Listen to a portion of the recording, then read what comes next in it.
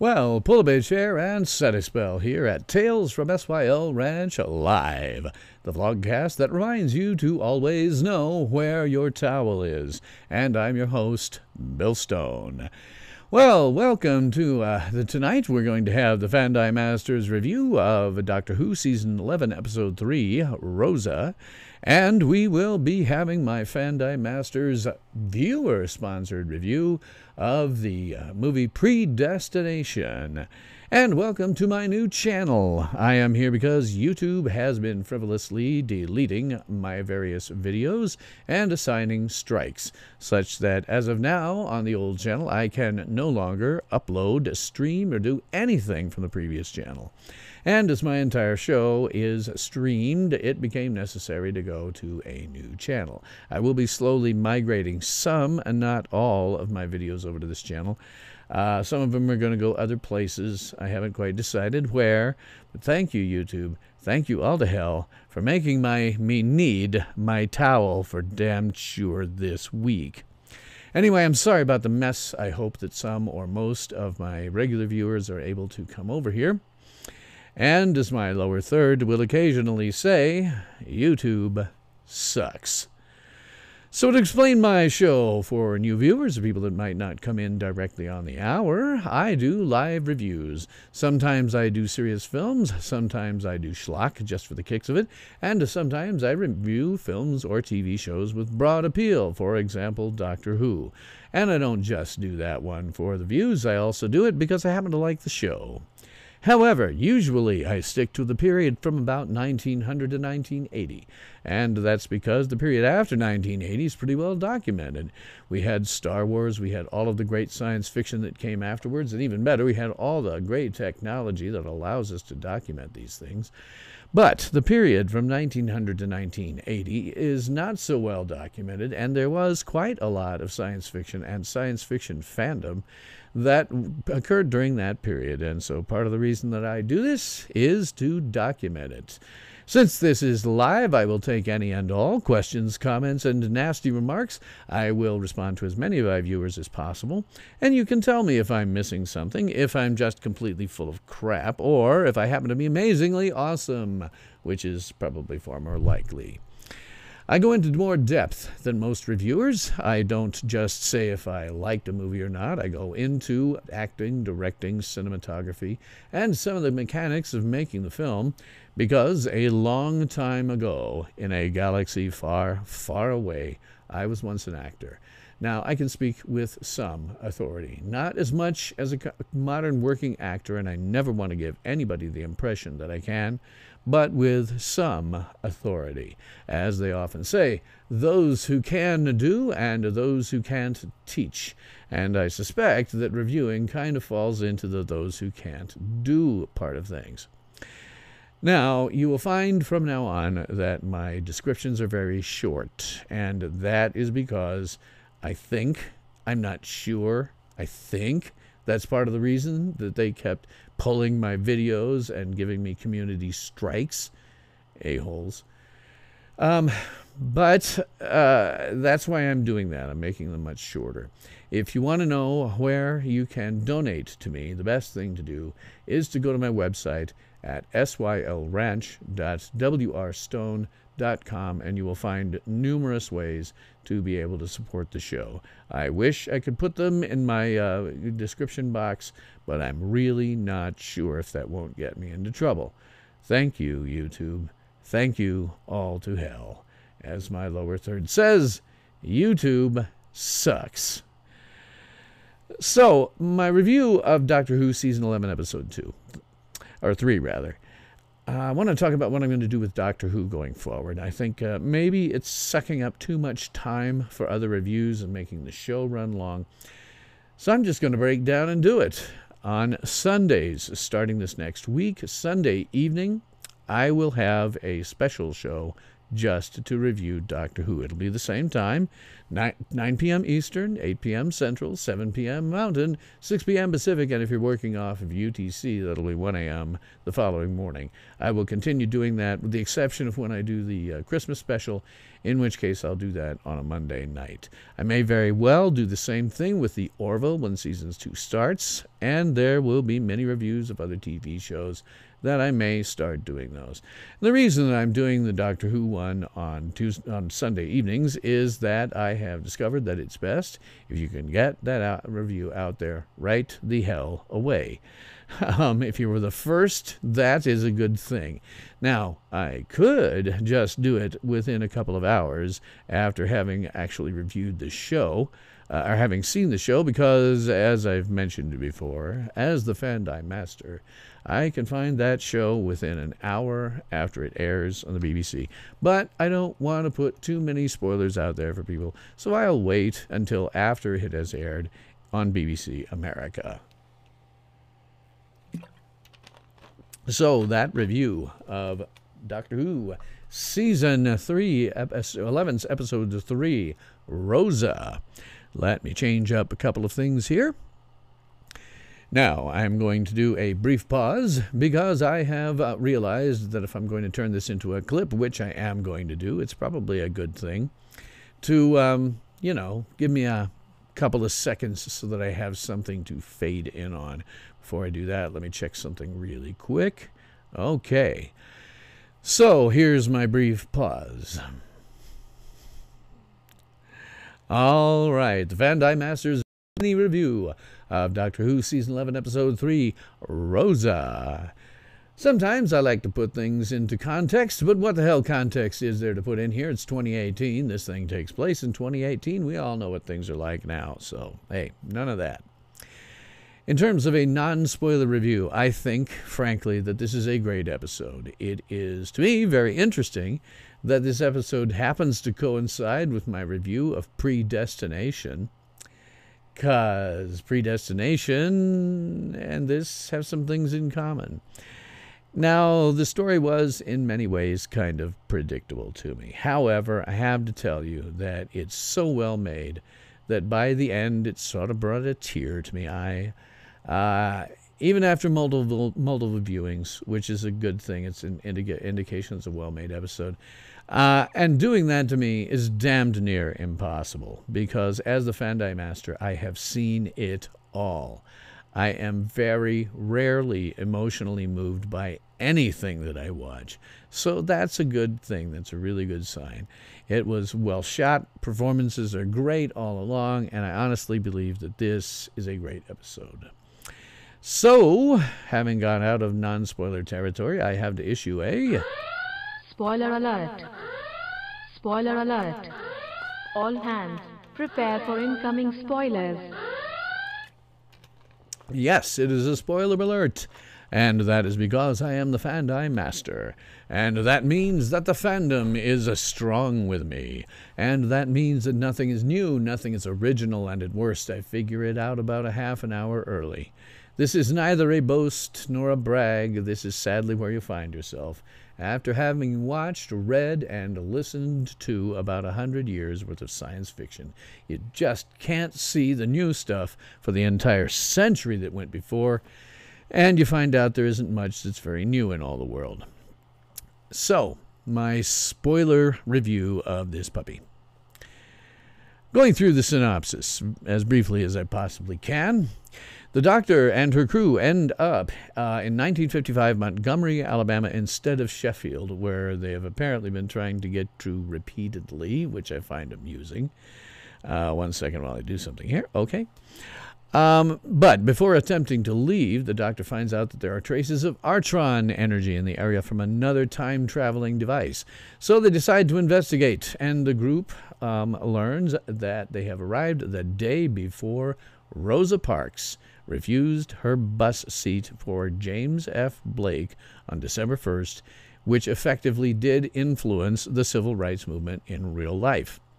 So in seeking out this source of energy, the Doctor discovers it has come from a vortex manipulator owned by a recently paroled criminal from the future called Krasko. The group realized that Krasko is trying to change history to ensure Parks never had to refuse the seat to Blake. So after using his equipment to attempt to shield herself from being displaced into the future, the doctor learns that Kraskow was imprisoned for murder, and when he was let out, there was a restrictor placed in his brain, preventing him from killing anyone, including Rosa. Otherwise, obviously, he could just do that. So unable to convince him to abandon his changing history, she and her friends focus on thwarting his scheme by ensuring Parks refused her seat to Blake at the appointed time and under the exact circumstances of the incident. Although Krasko works to counter their efforts, the group stays one step ahead of him, making certain that everything goes on track. When Ryan does his best to stop notices at bus stops because Krasko's going around, they've tried to cancel the bus. Krasko's going around putting up signs and say the bus doesn't work. But he encounters Krasko, Ryan does, blocking the bus route with his car. And Ryan learns that the criminal actions are motivated by his deeply racist views. And Ryan used the temporal gun from Krasko's equipment to send him in the past. That gun is pretty nasty, man. Just sends you into the past. That's rather astonishing. In any case, as the moment, Ryan and the others then join the doctor on the bus, and as the moment arrives, the doctor forces her companions to remain on the bus because they realize that they have now become integral to this event. In other words, they're in a predestination paradox. Where the doctor and her companions not there, there would have been room for passengers, and Rosa wouldn't have had to give up her seat. So, after witnessing Rosa Parks being arrested by the police for violating the segregation laws, the group returns to the TARDIS with the knowledge that they have played a role in Parks becoming an icon for freedom. And scene. That's the general plot. There's a little more detail involved in that, but, that's the general plot. And if you've followed me past the spoiler, that means hopefully you have already watched the episode. Otherwise, I've just killed it for you. So, as usual, I try to get my cringe moments out of the way first.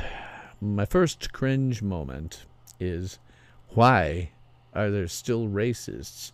And I think they said the 74th century. I mean, this is something that, despite what modern leftists would have you believe, is less of an issue than you think. Now, are there some racists out there? Yeah, absolutely there are racists out there. But they are constantly diminishing in numbers. While the left does like to call anybody who's right of Che Guevara some kind of Nazi or fascist or racist, the reality is that I have been watching racism die over the course of my entire life.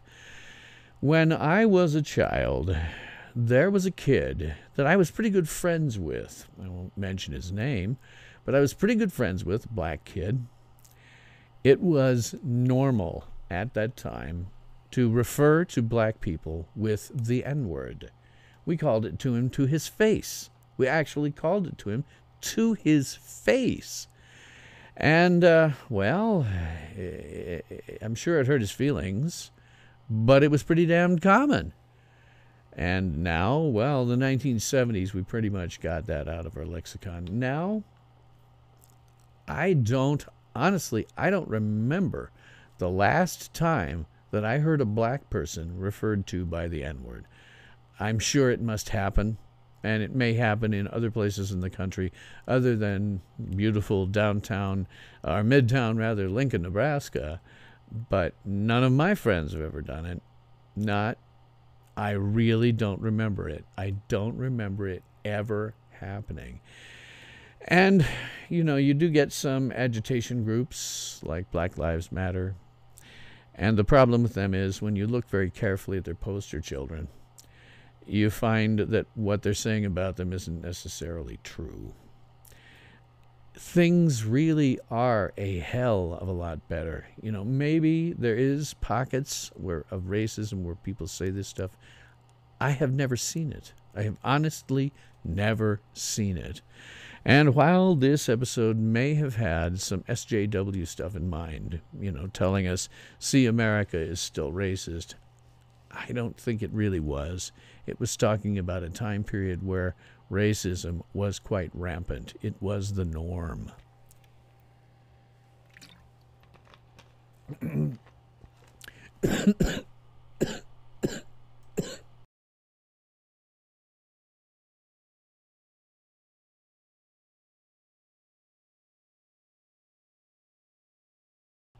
Good God, excuse me. I attempted to breathe water, which is never a good thing. Pardon me.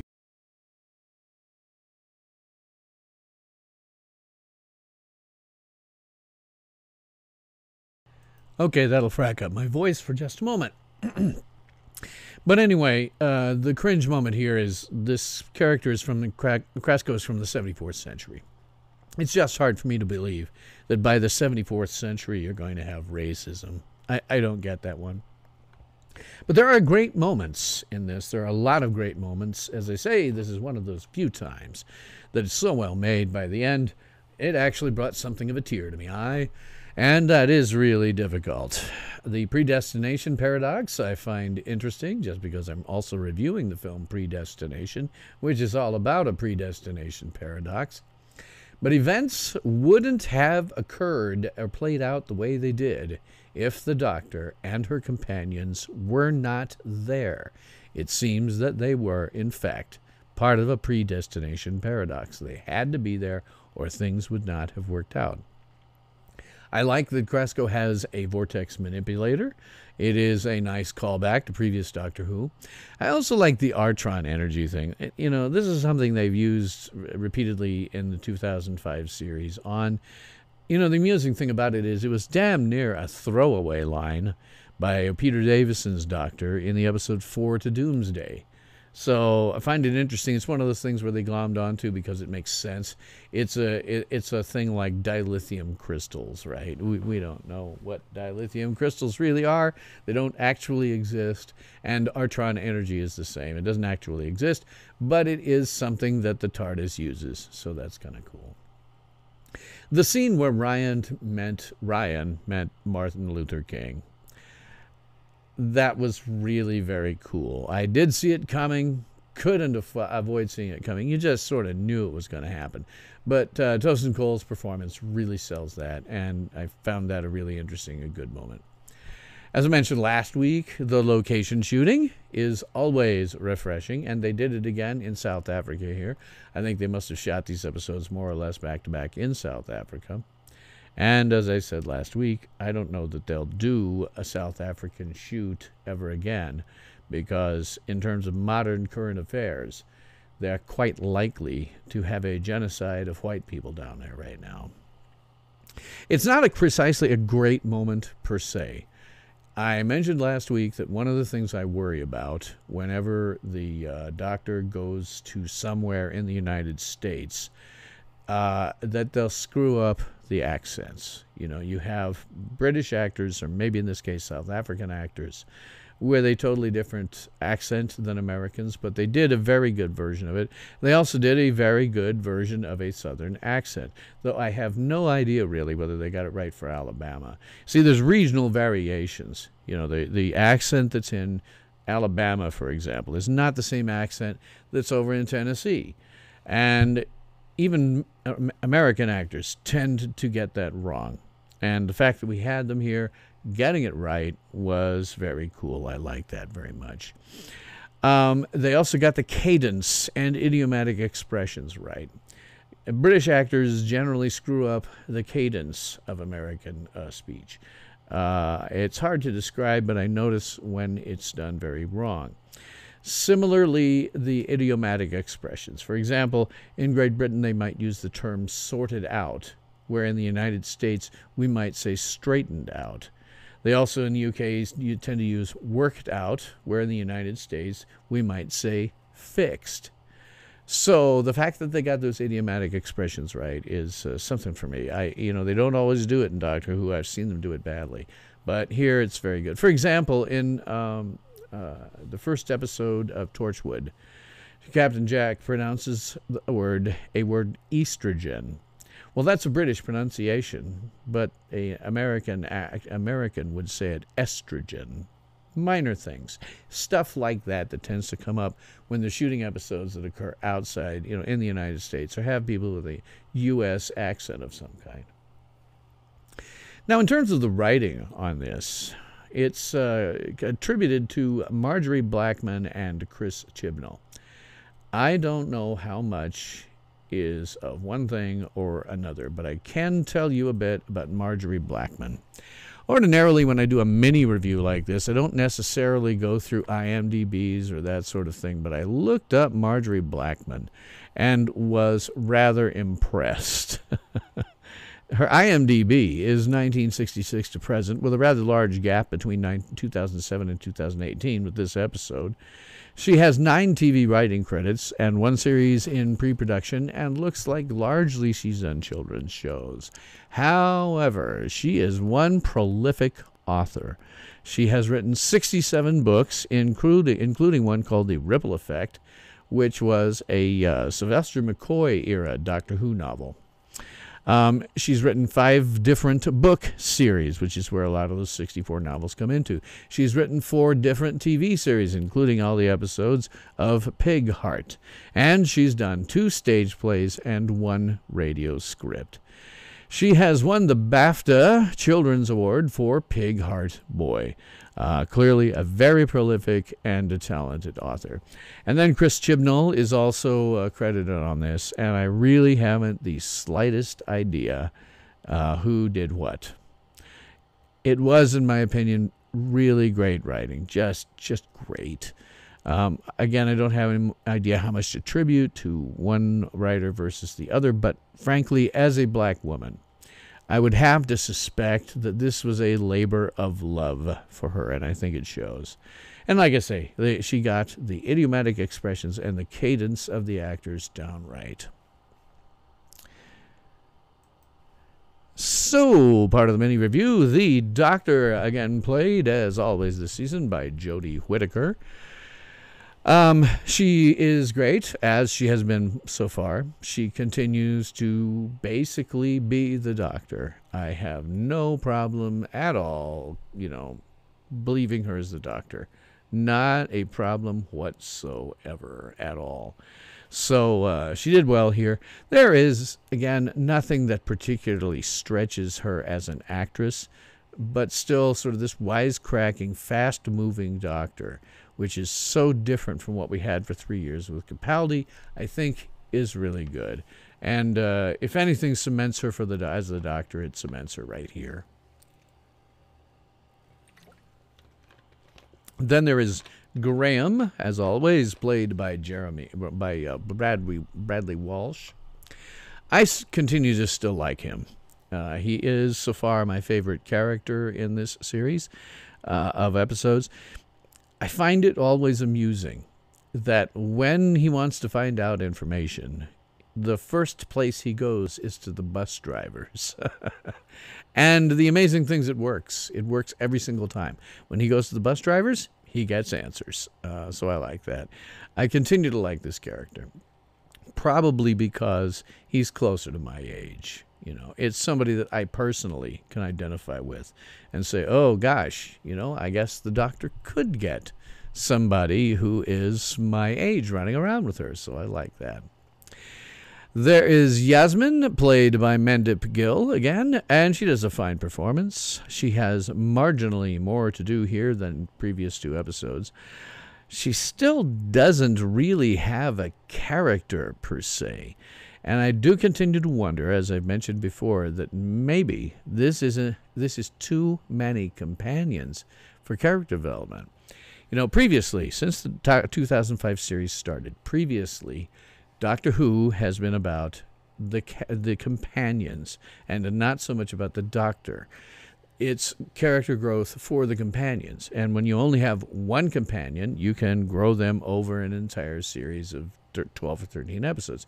In this case, there's only 10, which makes it even more difficult.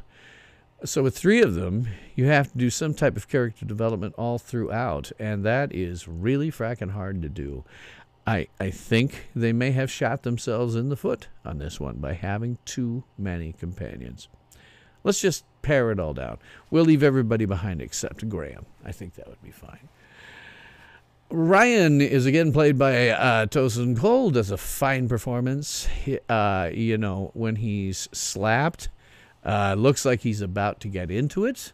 He's not at all happy with the amount of racism that's being shown to him here. And his meeting with Dr. Martin Luther King was great. I just thought that was great. I mean, you kind of knew it was going to happen. That time period, the fact that Rosa Parks knew him, you kind of figured that he must be going to do it at some time. But still, it was very well executed. His acting for it was really good. And he's good throughout. When he's telling Rosa Parks it's going to get better. Yeah, he's right. It is going to get better. It has gotten a lot better. For those of you who believe that there is a resurgence of racism and, that sort of thing in the United States, I have to tell you, no. I'm living right now in the city that is the home of the American Nazi Party. Now, let me explain to you how that works. It's not like they have an office somewhere. There is a guy who has a broken down piece of crap house that's near where I went to high school. And when we went past, we used to point and laugh. It is a broken down, ramshackle piece of crap because this SOB is a complete scumbag and no one will associate with him. He runs some kind of website out of there, I'm sure, and has newsletters and leaflets. But whenever you see Nazis together, I mean real ones, it's like 10 or 15 of them. That's what they can muster up for the most part. Nazis and racists have my entire life, my whole life. I have observed this number of people getting smaller and smaller and smaller and smaller, to the point where I just don't see it. Now, again, maybe it happens and I just don't know, but I don't see it. I have not actually associated with a real, honest-to-God, out-in-your-face racist in a long, long, long time. Decades. Absolutely decades. But again, Ryan's performance here, Tosin Cole's performance is great. Just great. I love his performance here. Then there's Vinette Robinson as Rosa Parks. Again, another great performance. I really do buy her as Rosa Parks, a black woman living in, Montgomery, Alabama, where there's so much racism that people get killed, and a white husband, which she has, would be totally scandalous and probably make them the target of some level of disdain or even violence. I really did believe her. You can see in her that there is an internal conflict, starting in the beginning of that, where they're in 1947, before they move forward to the doctor there. There is an internal conflict. She is asking herself, how far is she willing to go? And there is an enormous amount of tension at the end when she finally does not give up the seat. You are wondering as a viewer, I mean, what happens in history, but now you're dealing with the doctor, and it has to work out. The doctor, we're not going to have this sudden change in history that would screw up everything for what we've got. But there is tension. She is thinking to herself, what am I going to do here? Am I going to do it or not? And then she chooses to do it. I think for anybody in that situation, it would be something rolling around in your mind. This is wrong. Am I going to do it? Am I going to have the strength to sit here and then be arrested? Because back then, that was a big deal. That was really a big deal, especially with the cops there. I mean, the cops were as racist as anybody else. So there's this internal conflict going on, and I think it's very well executed, such that as a viewer, we still went, okay, thank God she actually did it. Very, very nice. Krasko is played by Josh Bowman, and again, another good performance. I certainly bought him as a racist. Even if it doesn't make sense that there would be racism in the 74th century, I still bought him as one. And I got a kick out of the fact that Ryan just zapped him into the distant past somewhere. Okay, I'd have done that. I'd have done it too. But it's damn, just like zap this guy into a place where maybe he's not even going to survive. To be honest, I get the feeling that we might see him again, although how they'd explain him doing that without, his vortex manipulator, I don't know. But I could imagine seeing him again before the season is over. Then there's Dr. Martin Luther King, played by Ray Sese. I'm not mentioning him much because he didn't have much to do. He just shook hands. But I want to mention him because they actually found someone who could pull him off. Not every actor can do that. There's lots and lots and lots of footage of Dr. Martin Luther King giving speeches, giving sermons, and, he's a little more bombastic when he does that sort of thing. He's a little bit more bombastic about it. But here he's just a guy in a house, not in front of an audience, and, it's great. It's very, very good. Now, as far as everybody else, once again, they were getting the dialects and the cadence correct. And in terms of performance, I have no complaints. I mean, they're not, they're not anybody, bus driver, passengers, people they run into. They're all very, small roles and small characters, and so you don't really see them very much. It's not worth talking about them very much. Although, I do have to wonder, I didn't look that hard to find out how many of these actors were actually South African. And South Africa has always been a hotbed for racism. A fair percentage of my life, they had something they called apartheid, which basically made black people into complete second-class citizens. Well, that was done away with a number of years ago. I don't remember when, but it was done away with a number of years ago. And since then, black people have been essentially regaining, some level of being equal. However, they have recently said that black citizens in South Africa should go seizing white-owned farms, just going in and kicking them out. And I have this sneaking suspicion, as I said, that we're about to see some type of genocide down there. So I wonder if some of these are South African actors, and in which case they have some personal experience to draw on, either from seeing what happened to black people under apartheid or looking at what's happening to white people now. And so that may have influenced a lot of them to do pretty good performances as racist, So I like that. In terms of the production, it was directed again by Mark Tonderai. Well directed, very well directed. He had a lot more to work with here. By going on location and having certain things, it wasn't just a desert like they did the last episode. Here he had places to go, things to do. Very well directed. You did a lot of crane shots. You did a lot of framing of characters. There's a shot where the characters are walking, past something, and he shot it by putting the camera down really low underneath something that's there, and then they're walking across. Very creative camera work. Not everyone would have thought to do that.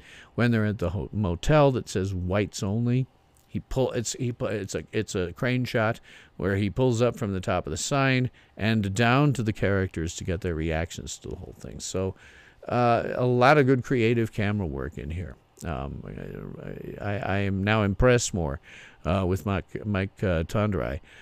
Be very curious to see what happens going forward. I'm sure he's going to do more Doctor Who episodes. The cinematography was by Tiko Pulakakis. Again, same guy as last episode, and I think the first one as well.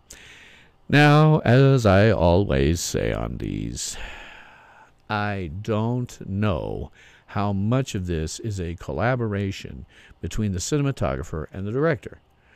Usually the way it works is the director says what shots he wants to get, and it is the cinematographer's job to make sure that they get those shots. But sometimes you have people that are good and work together well, and you have a true collaboration. And when that happens, you tend to get some of the best work ever. When they're saying, hey, I think I'd like this shot, and the cinematographer says, we can get that shot, but what if we did it just slightly differently, a little more dramatically or something, for more emotional impact? And the director goes, oh, yeah, great idea, let's do it that way. And then sometimes you have just directors who are absolute martinets who say, this is the way it's going to be, my way or the highway. I don't know what's going on here. Not a clue. All I know is they do operate under restrictions of a TV time and budget. As I often say very, very frequently, the perennial enemies of any theatrical endeavor are talent, time, and money. I think they have lots of talent here, but time was in short supply, and they do have a pretty decent budget, but you still have to watch it. Your show still has to come in on time and under budget.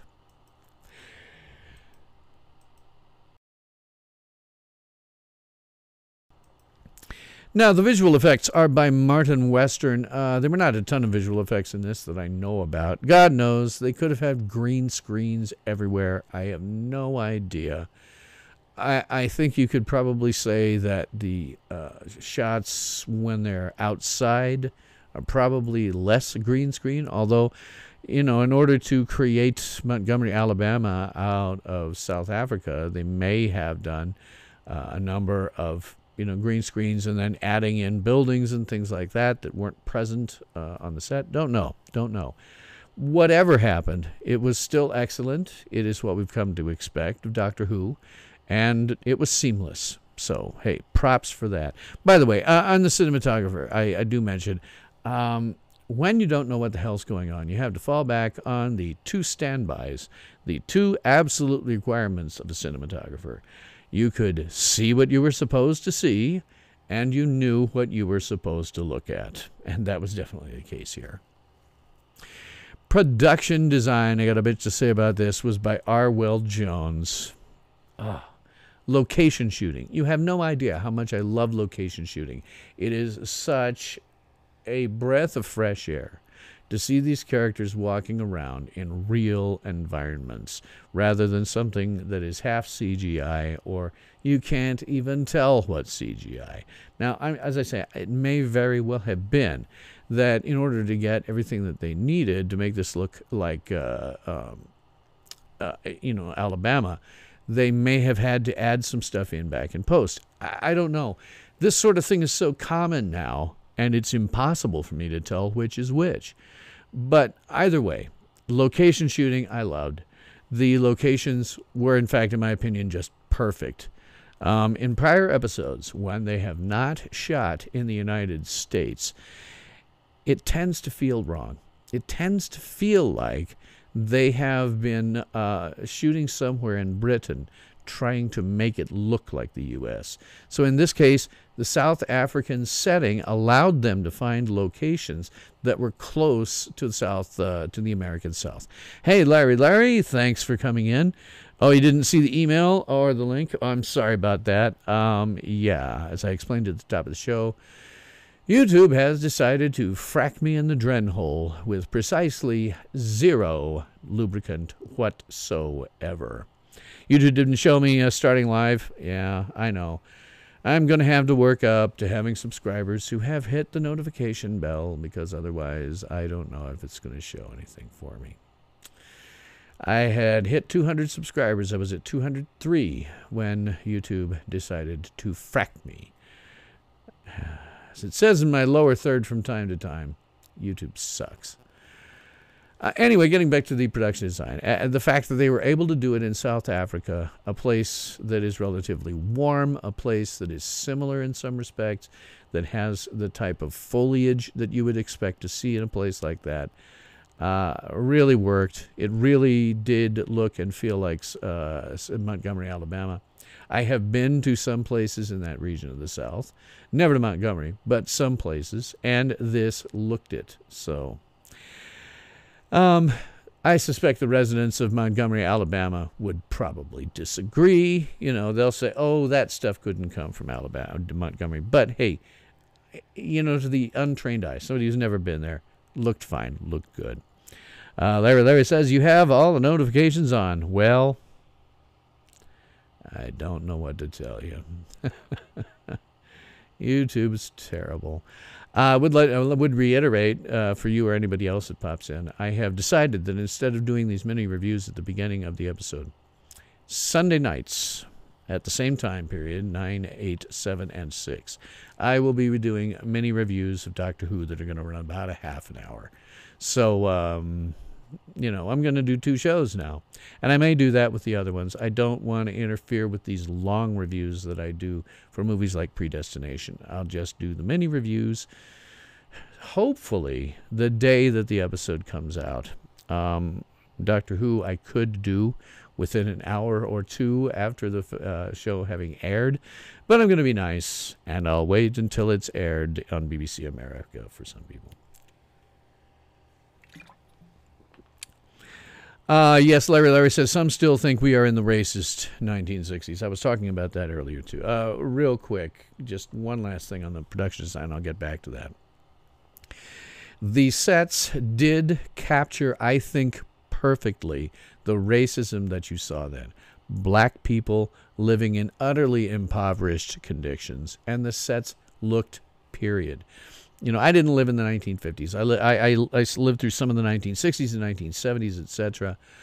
But I do know, how black people who were not affluent, and there were some. There was a kid that I mentioned I was friends with in grade school. His father was an attorney, so they were living in pretty good conditions. But I have seen some of the places that they used to live, and it was horrible. And to be honest, there are still some places like that. I once had to drive from Little Rock, Arkansas, up to Shreveport, Louisiana. And I drove past out and out tin shanties, stuff that I have not seen other than on the reservation at the Pine Ridge Reservation, Indian Reservation in South Dakota. There is still some of that poverty going on. But in general, as Larry is intimating here, it has gotten much, much, much better. That kid that I mentioned earlier that I knew as, he was a friend of mine. He was a friend, an out-and-out friend. And yet at the time, in the early 1970s, it was still socially acceptable to refer to him by the N-word. Even I, a friend of his, would occasionally do that.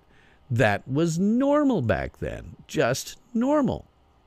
And we got rid of that in the 1970s, and things got a lot better. At the time in the early 1970s, it was in fact true that people would be denied jobs based on either their gender or their race. That really is no longer the case now. I know people want to think that, but it really is no longer the case. If you're found out to doing that, you are subject to all manner of very expensive lawsuits that the plaintiff will win if they can prove it. What we look for really is competency for a job. The problem is we have what amounts to ghettos in some of the larger cities, and what amounts to a culture that does not want to do what white people have done, and consequently they end up not being very educated sometimes. And if you're not educated, if you don't get educated, you will never go anywhere in this world. You will just be in poverty for the rest of your life.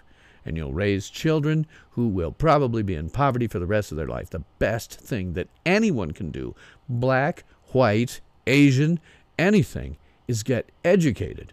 Once you are educated, you can go anywhere at all, but you have to be educated. Larry says, believe it or not all of the South was racist, nor is it now.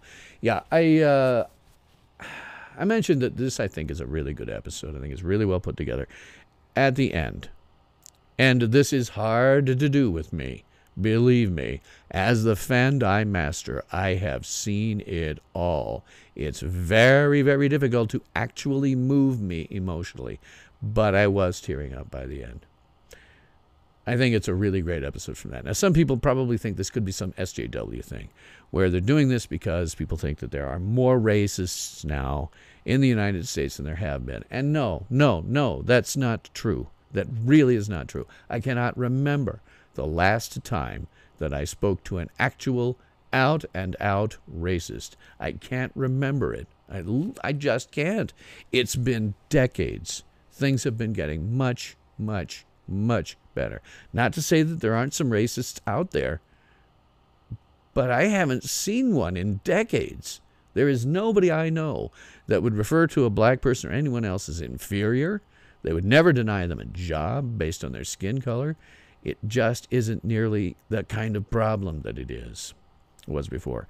And as Larry says, not all the South was racist. Yeah, Montgomery, Alabama is a good example because they did, in fact, Rosa Parks mentions it at one point, a murder.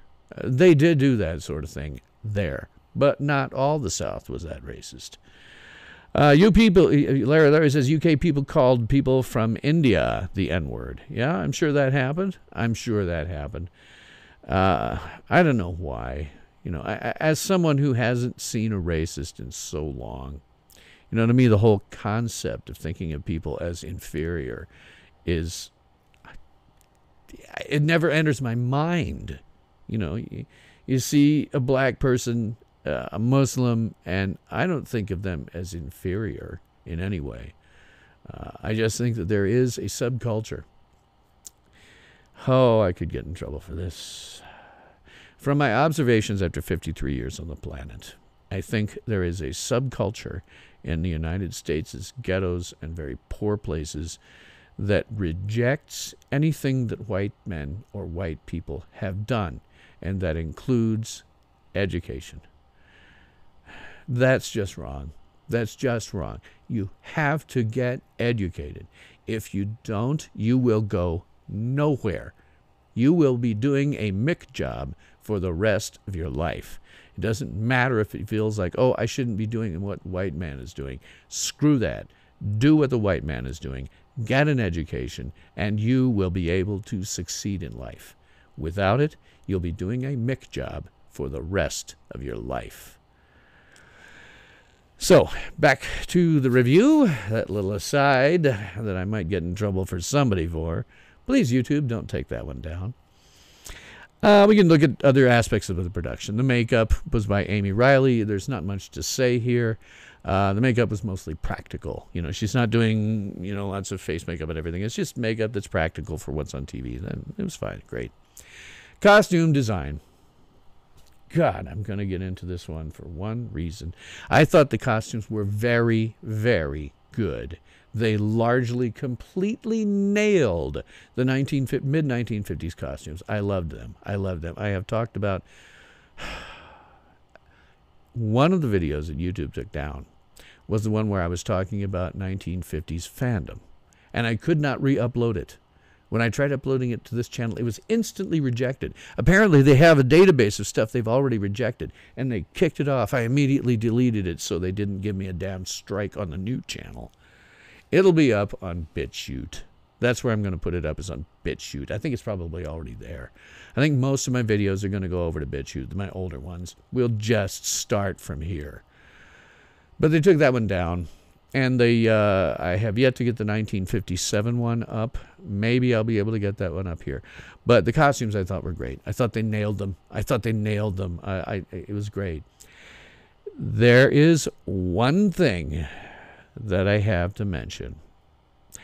And it always bothers me when I mention this one. Because, you see, I've mentioned before in other reviews, a long time ago, in a galaxy far, far away, I was an actor. And I did some summer stock for several years. And those are small theaters. Again, the enemies of any theatrical endeavor: talent, time, and money. Talent was usually pretty good, occasionally varied. Time and the money, however, in incredibly short supply. So what that meant was, if you're an actor and you're not doing something on the stage or rehearsing a scene, you were farmed out to somebody on the backstage crew so that you would be doing work in between all of that. In fact, sometimes it would be a deal where you would be rehearsing a scene. It would be done. You'd go over and do whatever it is that you needed to do for the backstage part to get things running. And then somebody would come running and say, hey, you got another scene you have to rehearse in about 3 minutes. And then you'd come back. Happened all the time. Now, in my case, for reasons that were just pure happenstance, I got assigned to a costumer. Now, what that meant was basically they would point me to what they wanted me to sew and tell me to sew it. I am no seamster. I never have been. The fact that I was doing costuming for stage where you don't have to have the same level of detail, that's why they had me. And the second time it happened, second year that it happened, I had already had some experience with it. So they said, good, you can go help the costumer. So that's how I ended up getting into costuming to some extent. I'm no costumer. What I did get was a real appreciation for when costumers are doing it right. Two summers, I was working with a costumer who really was a stickler about it. And so here I go, off again, on the damn thing that I have brought up previously. Turned out to be a frickin' absolute arc when I did all of the Star Trek Continues episodes. I don't want to sound like a creep, but they didn't get the bullet bras. I'm sorry. I used to do this costuming. And in one particular case, we did a 1960s period piece that required the use of period bras. And because the costumer was absolutely a stickler for this kind of detail, we bought about 24 Triumph Doreen bras because they made the shape of the breasts look correct for that era. And then we fitted the dresses and the blouses for them because they are fitted differently because of the shape of that bra. And so when I see it done wrong, which it was here, I can't get it out of my head.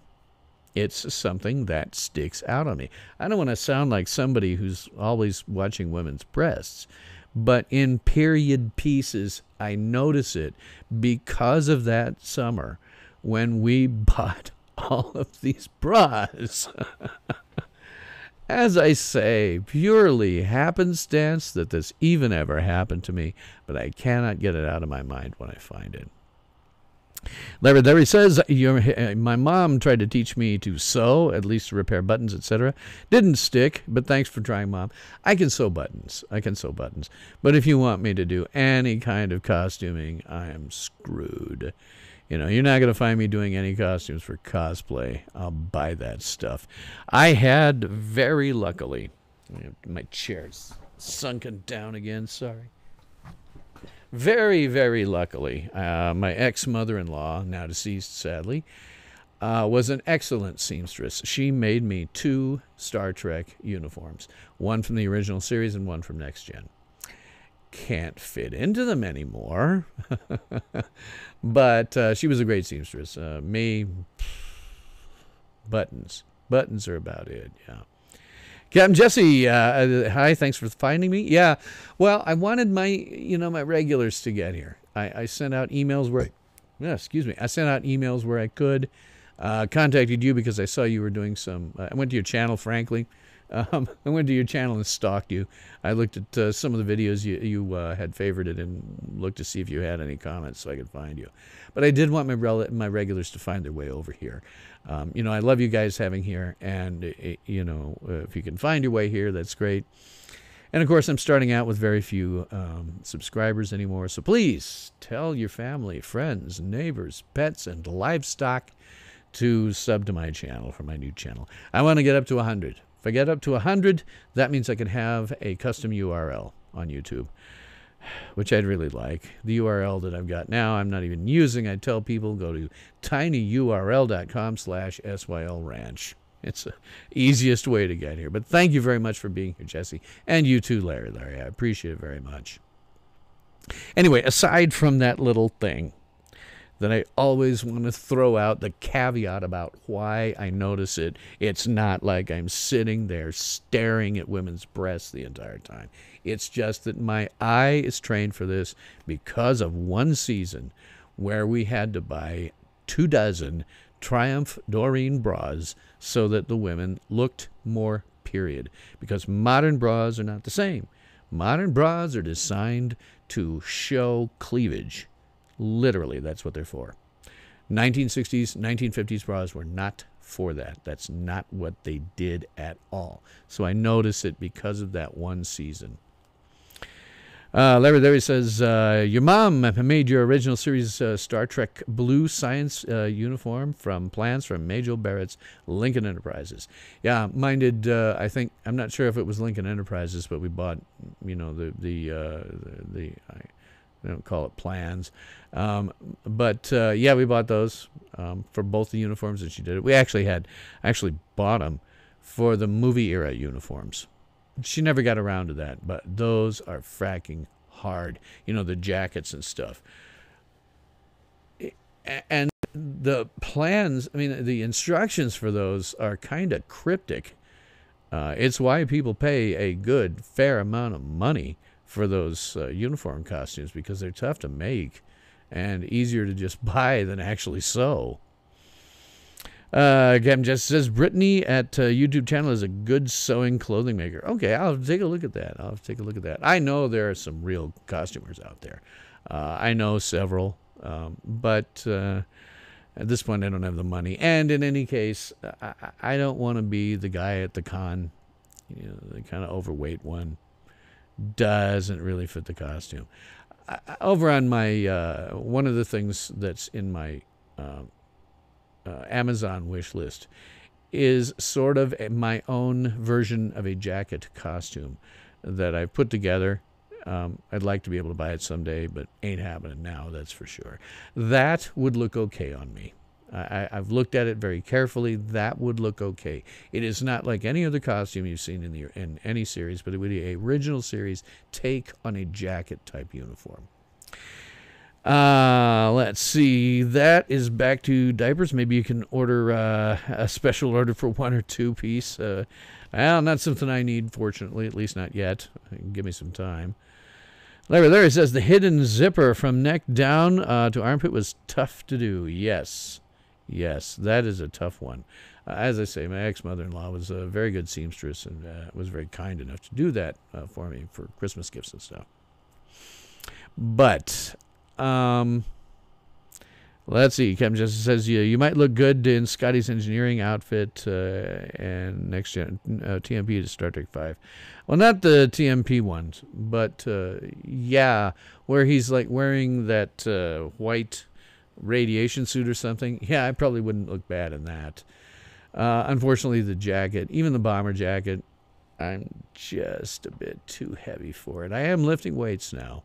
I have my weight bench, and I am lifting weights. Who knows? I may get, slim enough so that it looks good. But at the moment, I wouldn't dare. I would never dare to go to a con in one of those. I just don't want to be that guy. Larry says, and TMP uniforms were weird. Yeah, I don't like those uniforms at all. And I know I wouldn't look good in those.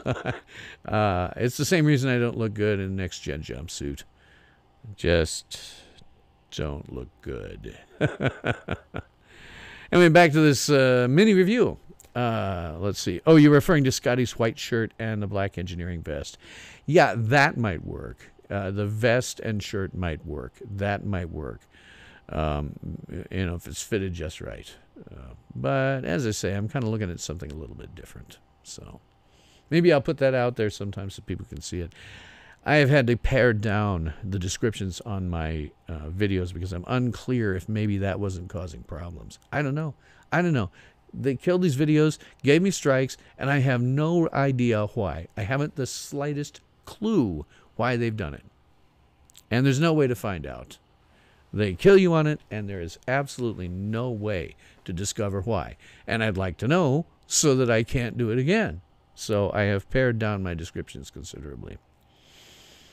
Larry says Scotty's appearance in Next Gen was a nice casual uniform. Yeah, and he kept it open. and it was fitted pretty well, so I like that. Back to our costumes, however. One thing that did strike me this episode because of my knowledge of the time period. It's ordinarily something we overlook. The doctor and her companions show up someplace, where their clothes are totally anachronistic. Just totally anachronistic. And here it's anachronistic, but it's in such a way that people would stare. The doctor's costume, for example, totally anachronistic. People would completely stare. You were expected to have, as a man, suit and a tie, and as a woman, a dress or a blouse and a skirt, and not wearing them the way they were would have gotten them some weird looks at least, and maybe some ostracization. I don't know. Again, it's something we always just overlook. The doctor always shows up in places where the clothing is totally anachronistic, but it hit me this time, and for no good reason, but it did. Captain Justice of the election day for towns and cities in Ontario, Canada, but still not results for Smith Falls. I was unaware that you were having an election. I can barely keep track of our own. I don't follow the Canadian ones so much. I have to worry about ours. So, music here. Music here, again, by Segun Akinola. Well, I continue to like this music. He did some great use of period music in places, and particularly the end titles. Letting a period piece play through the end titles I thought was really good. There were a couple of bombastic moments here. Not as bombastic as Murray Gold had been, but, who would be? Nobody was going to be Murray Gold again. You have to put your own stamp on it, and I think the stamp that they're putting on it is very, very good, in a very good way. Captain Justice, who was the music classic, or who was the music classic or modern Doctor Who? I think Segun Akinola, I have to keep looking at the name, does a good job of somewhere being in the middle. The opening titles, right? That theme harkens back to classic Who. The music here, I would say, is more modern, but it's not the music that we're used to with Murray Gold, who had done the series all the way up until this season. Murray Gold's music is very bombastic, lots of big themes that typically fit the action, but sometimes were a little much. What Segun Akinola is doing here is is different music, but it fits, it works, everything's fine. And again, the use of not classic, but period pieces from, the 1950s in order to underscore some things I thought was really, really good. I'm continuing to like his music. Captain Jesse, Larry says, Tom Baker's outfits didn't seem to look weird wherever he went, other than that huge scarf. Yeah, that's the thing, too, about male doctors. You can put a coat, a bow tie, on somebody, an overcoat, and it'll fit in a lot of time periods. It's going to look pretty out of place when you go to, ancient Rome. But it's something we always overlook. I don't know why it struck me here. I really don't. It's something we always overlook, but I don't know why. Captain just says, Bill, do you look a bit like Tom Baker, Doctor Who? Well, thank you. Thank you very much. I consider that a compliment. Tom Baker is my doctor. We did, however, when he was first showing, we used to do a joke. Friends of mine and I, who were science fiction fans, or Whovians, we did a joke. Because we didn't really get some of the subtleties of Tom Baker's performance. We'd say, here is Tom Baker happy. Here's Tom Baker sad. Here's Tom Baker excited. Here's Tom Baker when he's really ticked off. Because that's kind of his performance. But despite that, he is my doctor, and thank you for saying that I look like him. So, at the end of a mini review that's already taken an hour 4, which may be a good thing considering what's going to happen with the Predestination review, we have to ask ourselves, is it any good? I would say, oh, hell yes. It is the best for Season 11 so far. Now, it's not Day of the Doctor best, but no one is ever going to top that. You have to put that back in your mind as this was the pinnacle, but it is still the best episode so far of this season. It is, I think, a really fine episode if it can bring a tear to this old Fandi master's eye. Then it is doing the job right. And as I've continued to say, this all adds up. Everything, the production design, lighting, everything is a complete departure from the very dark, washed out, death, destruction type of Capaldi era episodes. It is a very, very good thing that they're doing this. And I would definitely recommend this episode. Captain Jess says maybe the electronic polls are breaking the vote count. Was Pembroke have to re-vote tomorrow on paper votes? No idea. I don't follow Canadian politics much, just enough to know generally who the prime minister is. When you get into more local politics, not a clue. Not even sure how that works from your perspective. So sorry about that. I am a typical American. I know very little about other countries' politics. You like good old-fashioned paper voting? Yeah, I do too. I think it's much easier to do voter fraud. I have a copy of one of the programs that they use for electronic voting. God, is that vulnerable. Just from a technical perspective, it's very vulnerable. I think paper voting is a better way to go, honestly. It's weird to say that in modern times when I've got so much experience in IT, but I'm saying, man, paper vote that's a good thing. Larry says, I haven't seen any new episodes, so I'll try to find them online. Don't have cable or satellite. I believe, hang on a second. I can't put it into my descriptions anymore. That may have been part of what got my last channel killed. But I can tell you where I've been getting them. Putlocker, Putlocker TV.to. Putlockertv.to. Now, as always, as someone who was in the field for 40 years, always have really good ad blockers. Always have really good ad blockers. If you're doing it inside of a normal web browser, if you've got any of the good ad blockers out there, I use uBlock Origin. If you go to that site, it'll pretty much kill everything. If you're using a handheld device, that's harder to get the ad blockers to work right. Be prepared for the pop-ups that you have to shut down before they start whining at you about, we have scanned your Android device, and they'll even get the type right. They'll say your Kyocera whatever has 59 viruses that are going to destroy everything, including your SIM card. Well, that's all nonsense. But if you're ready, if you're sitting there with that thing in your hand and you've gone to that site and you got things, tap. Oh, second window opened up. Close it. Second window opened up. Close it instantly if you're waiting to do that. In a web browser using uBlock Origin, no problem that I've ever found. No Netflix. Yeah, I won't pay for Netflix. It's kind of like, when you're doing broadcast, right, and they're relying solely on advertising revenue, I don't have to watch what I don't want to watch. When you're doing Netflix, you're signing up and you get 4 million things. But I'm the kind of guy that maybe only wants to watch 1 or 2 of them. Let me put it into the chat. Hang on a second.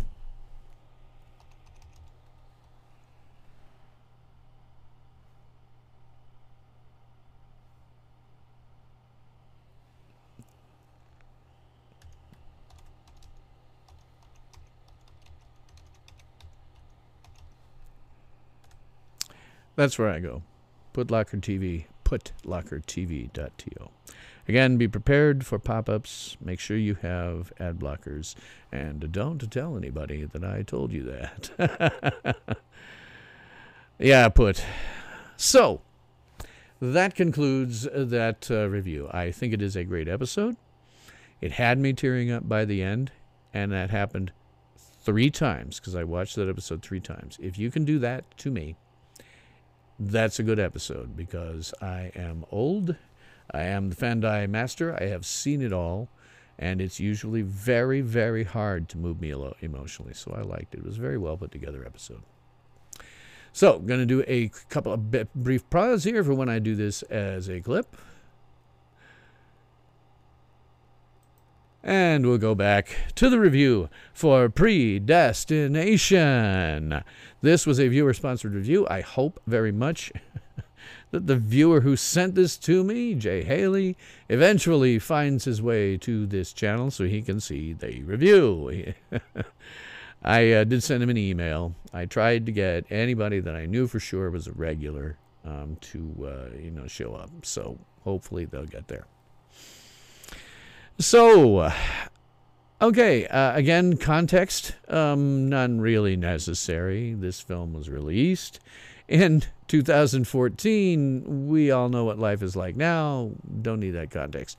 However, there is context within the review this time.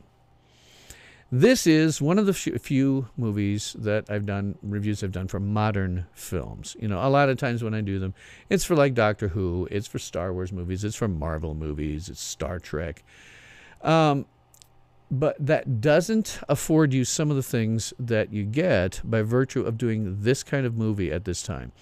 Because you have access to things that you don't have access to other films.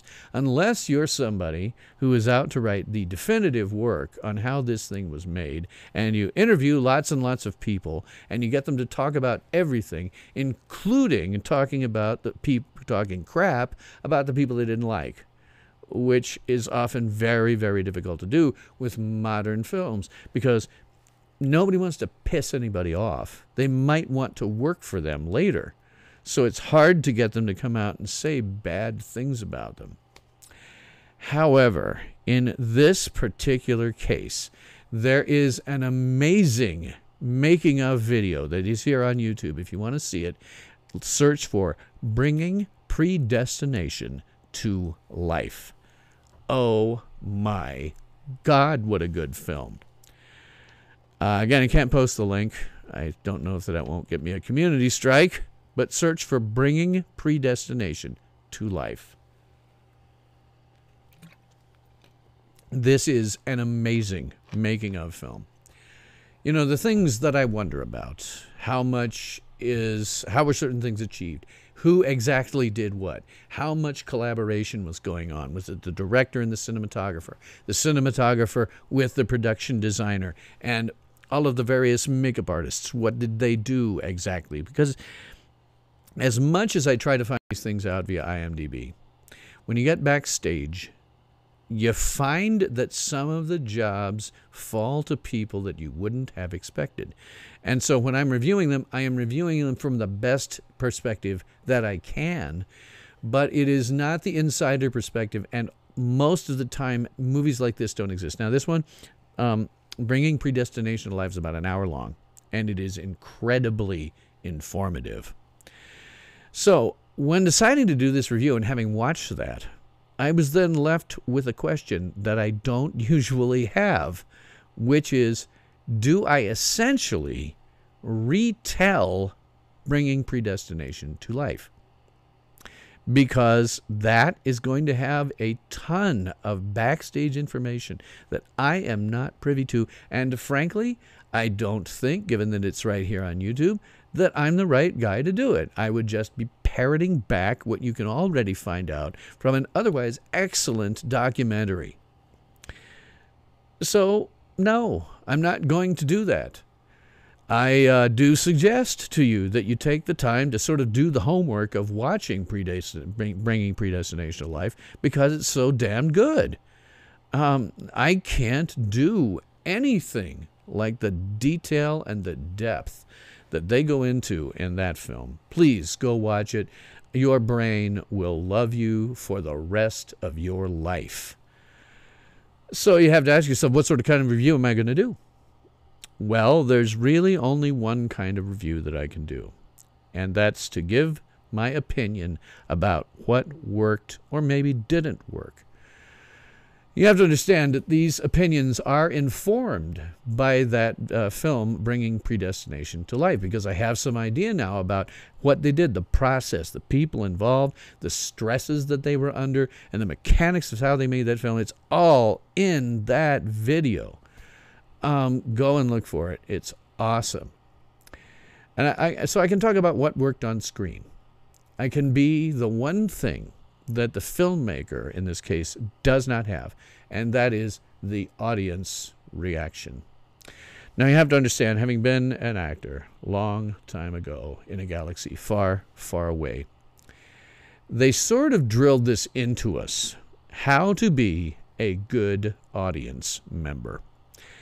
They kind of train you in this, and they really do. You know, as an actor, you are made cognizant of the fact that these are ultimately your peers on stage or in a film, and they're not trying to make crap. Now, sometimes what they're in is crap, but they're not trying to do it. It's usually that the material was crap, or they had those three enemies of theatrical endeavor: talent, time, and money. Now, some of the time when I had peers up there, talent was lacking. And as I say, when I was doing summer stock, well, when I was doing that, the talent varied. You know, what you see in summer stock sometimes are two things: people on their way up or people on their way down.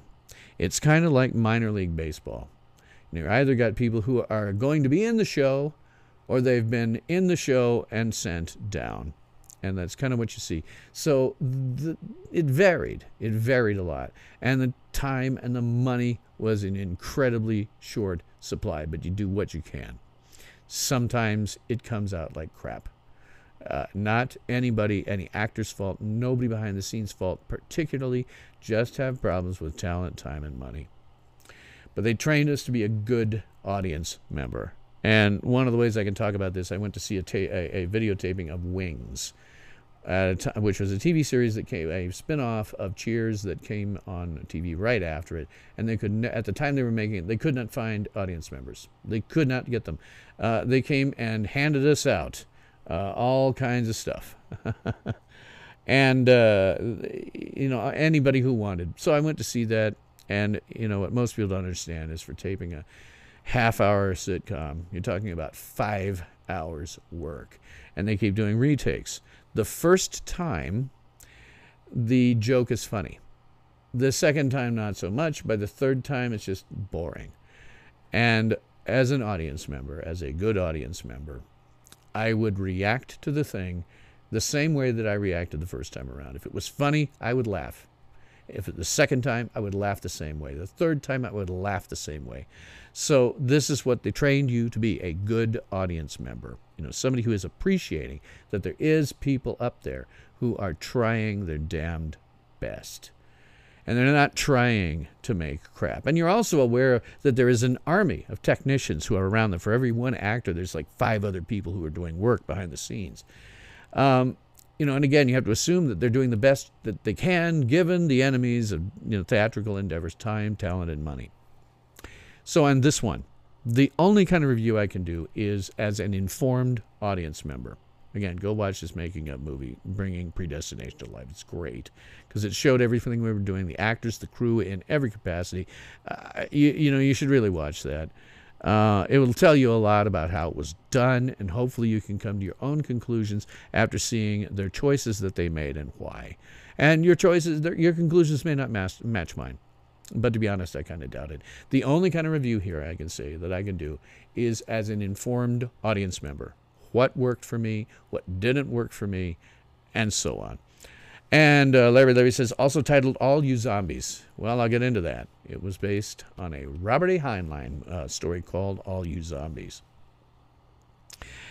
So as a non-spoiler review on this, I can say that I think this is a great story, which is hardly surprising since it was, as you mentioned there, based on the story All You Zombies by Robert A. Heinlein, the man who, if science fiction fans ever use the words the master, they are talking about Robert A. Heinlein. It is well written, it is well directed, it is well shot, it is well designed, and it is well acted. And it was done by a crew that, if you watch the film, they knew each other before. They had done work with each other before. So they knew what the other guys wanted, and they knew how to get the best out of everybody. It was a back and forth, very much collaborative effort. And it's really nice to have that, backstage look. So you can say, oh, okay, this was totally collaborative on every single level. These people had worked together. They knew what they wanted. They knew how to get it. And they knew how to be doing collaborative work, so they got the best that they possibly could. The story itself, as the Doctor Who episode I was mentioning here, takes a predestination paradox and really takes it to a far extreme. I enjoyed that quite a lot, that whole science fictional concept. And as a non-spoiler, I would definitely recommend this movie. This is a great movie to watch, I think. If you're a science fiction fan, watch this fracking movie. So that said, I guess I will issue my second. Spoiler alert. Spoiler alert. All hands, prepare for incoming spoilers. Yes, it is a spoiler alert. I'm not going to go through what that means. Just be aware that if you have not watched this film, you're about to get a review from the Fandi master, who cannot look at all the new stuff for the entire century that came before, and usually there's nothing that is new. That is not the case on this film. So, getting into some of the specifics here. This film is based on the Heinlein short story, All You Zombies. The amazing thing about it is Heinlein wrote this in one fracking day. There is a reason that people call Heinlein the master, and that's because he can write a story like this in one fracking day. I suggest you read it. It's called All You Zombies, and it is very, very short read. It's a very short read. It's amazing. One of the great things about this film is they were able to take what is a fairly short read, 20 or 30 pages, a real short read, and successfully adapt it to a 2-hour film or a 90-minute film. Larry says, I have seen the film. I love time travel stories and movies. I got lost. I'm going to go through the plot in a way that hopefully won't lose you. So, the synopsis. Okay, it's a tough one to synopsize because it is a non-linear story. You are introduced to this main character at different points in her life, and only at the end, if you're really paying attention, does the script and the nature of the paradox become clear. And I have, as you said, Larry, I've had some viewers that said it was confusing. So I'm going to try. I'm going to try to use the linear method. We're going to talk about this character from the beginning to the end and how it all works into this predestination paradox. So, in 1947, an infant, Jane Doe, is left on an orphanage doorstep. Now, the only thing we know about her is her first name is Jane. We kind of figure her last name is Doe, but in both the story and the script, by the way, she is only ever referred to as unmarried mother. There is no name specifically given to her, just unmarried mother. Yeah, Larry says non-linear is the way to describe it. Absolutely, it's non-linear. So what I'm going to try to do is go through unmarried mother's life in a linear fashion, and hopefully that'll make sense. So in 1947, this baby is left on an orphanage doorstep where she is raised. She's something of an oddball, very tomboyish, not afraid of defending herself in fights, and can be pretty nasty about it, and can bring down boys almost as easily as girls. When she graduates, she is approached by someone named Mr. Robinson, and he tells her that he is recruiting for a branch of the Space Corps. Now, be aware that we are essentially operating at this point in an alternate universe, because Heinlein wrote this story in 1959, and the expectation in 1950s was that we would have advanced space travel by the 1960s or 1970s. But this was a job solely for men. Women would not be astronauts. That was the assumption, because again, you're operating back at a time where gender roles were very much more set. A female astronaut was difficult for them, even Heinlein, who was pretty progressive about it, difficult for them to get the idea that that would happen. So Jane's job is a feature of this story. What they want her to do, women can't be astronauts. So the function of women in space is to provide companionship and sex. And there's a general understanding that after the hitch is up, one of the astronauts will probably marry them. Jane then goes through this training and does very well. However, following a fight with another girl, she is expelled from training, and it is extremely implied at that point that a medical exam that was run at the time discovered that she was a hermaphrodite. So she's out on the street and has no skills, so she does what she can to survive, mostly menial jobs, while attending school at night. And one night, on her way home, she bumps into a man that we don't see much of at this point. And there is an immediate attraction that leads to a romance that ultimately leads to Jane becoming pregnant, which is scandalous at that time. An unmarried mother up until the 1980s or so was scandalous, absolutely scandalous. They would be ostracized from society. So then, for no reason that Jane is able to figure out, the man bails on her and is never seen again, leaving her unmarried and pregnant in the 1960s in an utterly scandalous situation.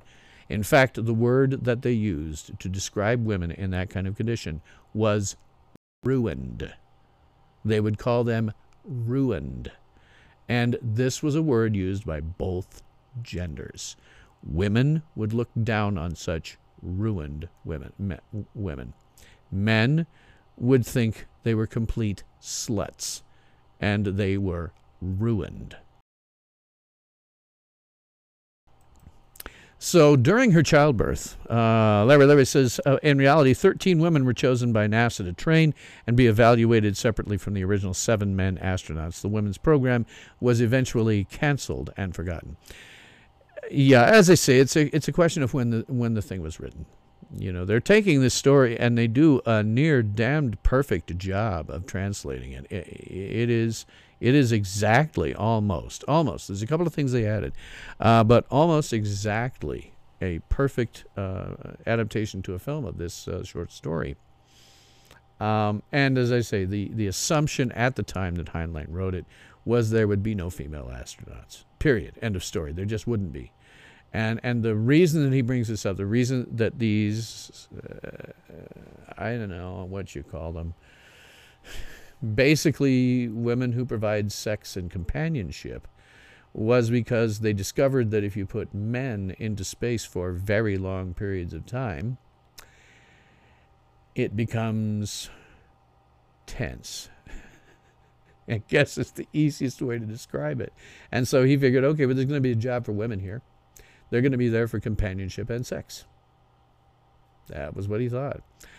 Later in life, he came to realize, hey, wait a minute, there's no reason that women can't be, astronauts. But we're talking about the 1950s here, late 1950s. That was just the social understanding at the time. There weren't going to be any female astronauts. That would have been silly at the time.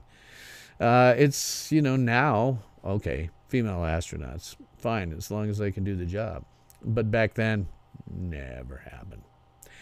Anyway, during childbirth, she's pregnant, ruined, and during childbirth, she has to undergo a cesarean section, and it is learned that she is a hermaphrodite. However, they're unable to save.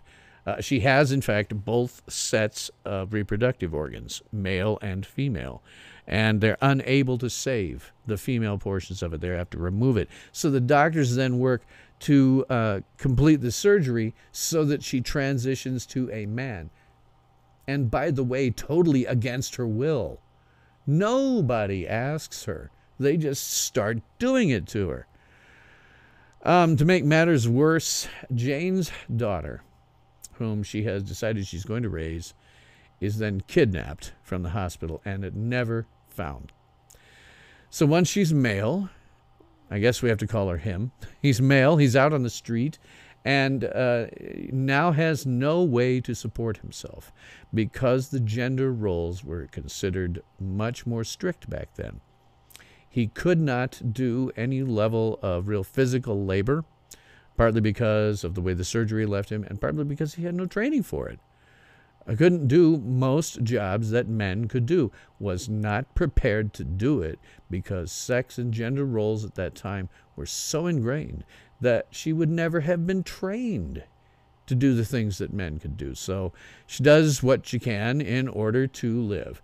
Low-paying jobs, and eventually winds up writing sob stories. Sob stories are basically, where somebody talks about how horrible their life is, and, there's a certain demographic who would read them.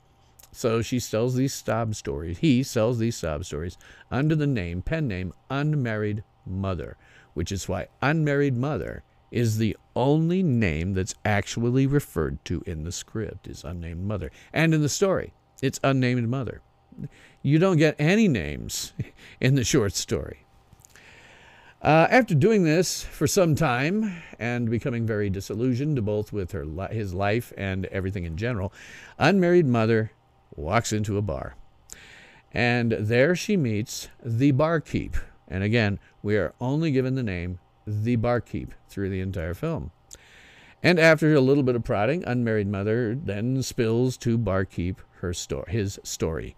And after listening, the barkeep offers to put the man who destroyed his life, in front of him. And will he kill him? Gives him a gun and everything. And at this point, Unmarried Mother discovers that the barkeep is a time traveler. So the barkeep takes Unmarried Mother back in time to before Jane met the man who ruined her life. However, it turns out that the man who ruined Unmarried Mother's life is himself. So he goes back in time as a male and falls in love with Jane. And they have a romance, and that leaves Jane pregnant. And then Unmarried Mother has to leave with barkeep and just leaves Jane out in the cold, as he was in his own past. And he doesn't want to do it. And frankly, barkeep doesn't want him to do it either, but they have to. They must do it so that events continue as they had always occurred. So Unmarried Mother leaves with him and starts a job as a temporal agent. Again, we're off in a little bit of an alternate universe where they discovered time travel at some point. And they use it to do things like, there is, in this movie, a terrorist called the Fizzle Bomber who blows up things. And one of Unmarried Mother's jobs throughout the film is attempting to track this down and then stop the explosions before they happen. And sometimes they do. This has been going on for ultimately it goes on for a long time. Larry says, Sarah Snook does a great job as the Unmarried Mother character. Oh, am I going to get into Sarah Snook's performance? Yeah, absolutely. But Unmarried Mother follows, apparently, for a long period of time, this Fizzle Bomber trying to stop it. However, gets into a situation, 1983 maybe was the year time travel invented, Larry says. Yeah, I don't remember exactly when they said it was. Early 1990s, I think, but 1980s rather. Again, alternate universe here. Bit of an alternate universe, because they're sticking to the story, which I really like. Anyway, Unmarried Mother. And this is the first scene that we see in the film. This is why it's so non-linear. Unmarried Mother then goes to try to stop the bomber and is only partially successful. Only partially, because able to put the bomb in at the last second. However, it explodes. And Unmarried Mother is, hideously burned and disfigured. However, is able to still travel back or forward, not sure which, to where the time agency exists, the headquarters exists, because someone pushed their time travel device toward them via an assistant. And it turns out that it is the barkeep who does that. So after some extensive surgery, again, some of the first stuff in the film, it is now clear that Unmarried Mother is the barkeep. The surgery turns him into having the barkeep's features. And so the barkeep now must recruit his younger self, the unmarried mother. And so he does so by going back in time to the 1970s in New York City, to the bar that unmarried mother frequents. So at this point, we are now at the point, unmarried mother comes into the bar, barkeep is there, they have their conversation, and that's where that part of the movie happens. So that's where however, after dropping off unmarried mother to meet Jane, because it turns out unmarried mother is Jane, the barkeep himself does an unsanctioned time jump, something that could get him executed for doing. He goes to that moment when the bomb exploded and disfigured his face and tries to stop the fizzle bomber, but he fails. And he is able to save unmarried mother by pushing the time travel device. The second jump that barkeep then makes is to snatch Jane's daughter and leave her on the steps of the orphanage. Jane's daughter is Jane, who becomes a man who operates under the pen name Unmarried Mother, who is then later disfigured and becomes the barkeep and does all of this stuff. So the barkeep then returns to the headquarters where he is mustered out. This is his last mission, and he's mustered out. And he will now live the rest of his life by his own choice, apparently, in New York City, not far from a site where the fizzle bomber will cause an explosion that will kill 10,000 people. So when he gets out, barkeep takes up writing, maybe going to write the true story of his own life and try to sell it. However, what's supposed to happen when the barkeep shows up at his time is the time travel device is supposed to decommission itself and become inoperable. But it doesn't. It's still operable. So barkeep wants to stop this fizzle bomber once and for all. He tracks him down to a laundromat where he discovers that fizzle bomber is him in the future. And the fizzle bomber is clearly quite insane, and it's a condition that's hinted throughout. If you do too many jumps, you start to kind of lose it. And so what's happened is, because his time travel device did not decommission, he starts using it as the fizzle bomber, and eventually ends up in this laundromat where barkeep kills him. So barkeep kills himself, a future version of himself. So not only did the barkeep take Jane's baby to make Jane into unmarried mother, who turned into him, and now he kills himself as an older person. Now the fizzle bomber does appeal to the barkeep on the grounds that he has saved lives, and shows clippings from future events that never happened. And he looks like he's probably saved thousands of lives, but he has no regard whatsoever for the civilians he kills. And the barkeep swears that he will never become the fizzle bomber and shoots him dead. And the film ends with the barkeep's sort of dawning realization that yes, he will become the fizzle bomber, because to do otherwise will unravel everything in his life. Everything he did as a temporal agent in his life. There he says, and they said they could go forward or backwards 52 years from 1983. Yeah, if you go any farther back, you start to go nuts. And if you do too many jumps, you can go nuts. So yeah, which is what happens to him in the future. He is at the end of when he should be jumping, but then he becomes the fizzle bomber. He keeps jumping, and goes nuts. So the shorthand a way of explaining this person's life. Jane becomes unmarried mother. Unmarried mother sired Jane herself with the older Jane, unmarried mother. Unmarried mother becomes a temporal agent tracking the fizzle bomber. After getting a face transplant, unmarried mother becomes the barkeep. The barkeep engineers things so that Jane's life would lead up to what his life was at the point. And then the barkeep discovered that he is himself going to become the fizzle bomber. and kills the Fizzle Bomber before he can blow up the bomb that kills 10,000 people. But the end of the film, Barkeeper is realizing that he is going to become the Fizzle Bomber, and that at some point in the future he will be killed by a younger version of himself. And scene. That is the linear way things work. And it takes a little thinking about, but it does all make perfect sense if you try to do it out linearly. Now, the movie itself bounces around and doesn't give you all these answers right off the top. And that's part of the reason why it's such a good movie. You don't get all of the answers until the very end. And that's really nice. There are changes from the short story here. The Fizzle Bomber in the short story is a throwaway line. But here he's developed so that he can be the end of Jane John, unmarried mother, Barkeep's life. Literally causing, it is an enormous predestination paradox from birth to death. Now, Mr.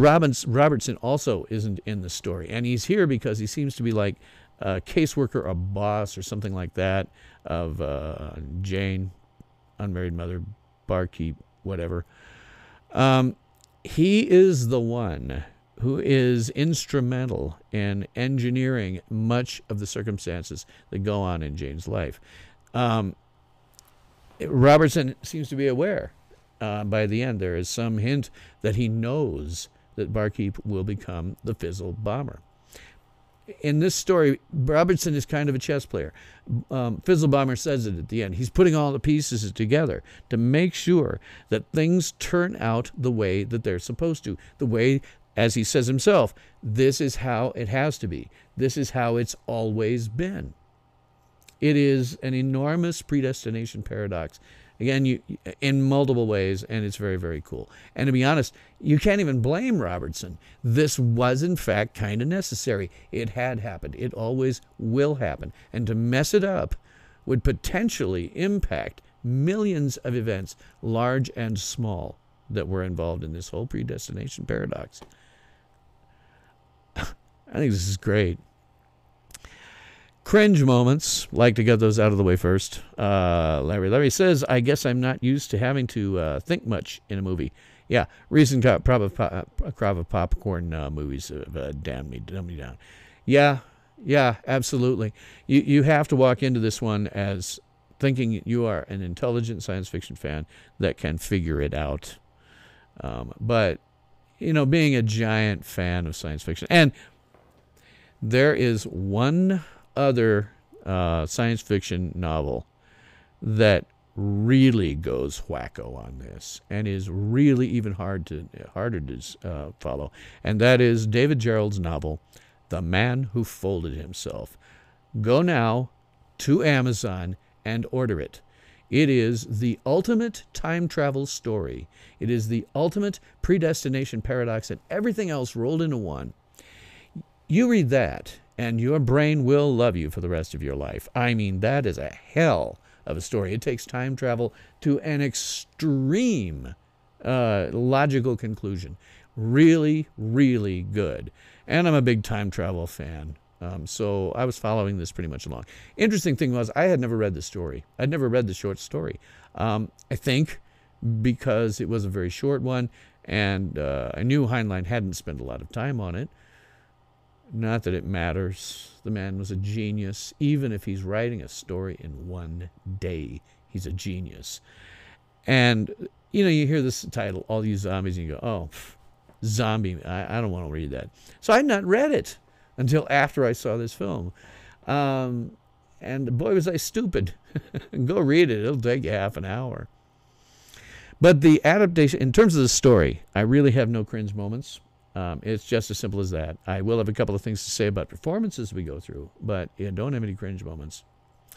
The great moments of this film. It is an adaptation, a brilliant adaptation of a short story that you would not think would lend itself well to a movie. Much of the short story is dialogue presented by the unmarried mother. And we see that dialogue right here. The narrated portions are the dialogue almost verbatim taken out of the novel, except that they're able to dramatize what's going on. We have this sort of voiceover, this, narrator that's talking about things, but the way they turn it into a movie, and a very compelling one, is by taking those events and showing them to us. Film is a visual medium. You could not get away with just the two of them sitting in the bar with her telling this story. So they did the whole thing as a, visualized, not just the in narrations. The biggest addition, of course, is the Fizzle Bomber, but that actually makes it more powerful and ending. You see that he is going to kill himself. This giant, giant, giant predestination paradox. I will have a little more to say when it comes to direction and cinematography, etc. How about a movie of the man who folded himself? I don't know how the hell you'd do that. I don't know if you could even... I don't know if you could translate that.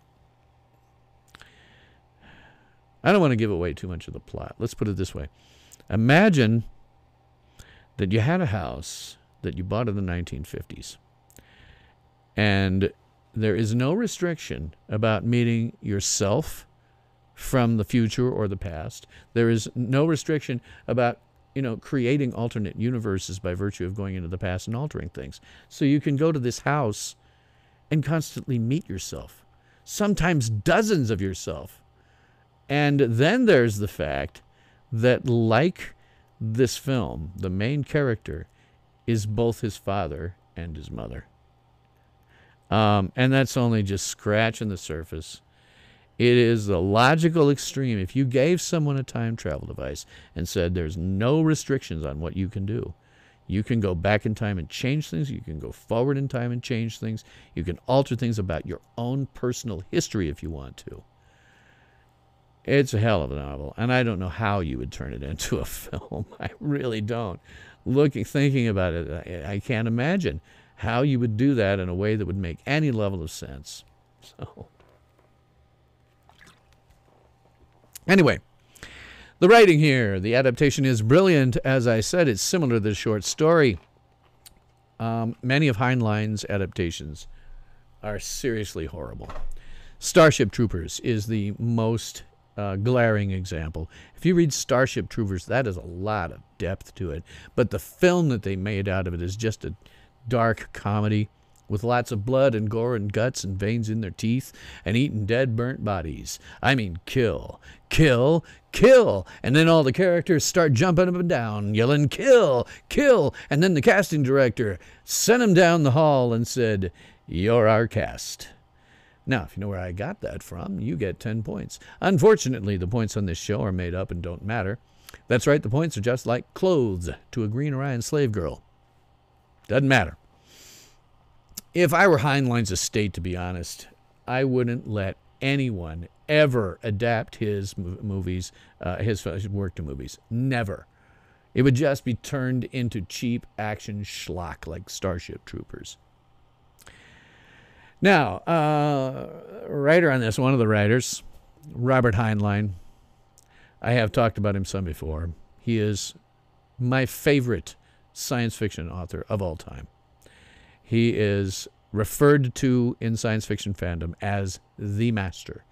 He started out in the pulps and died in 1981.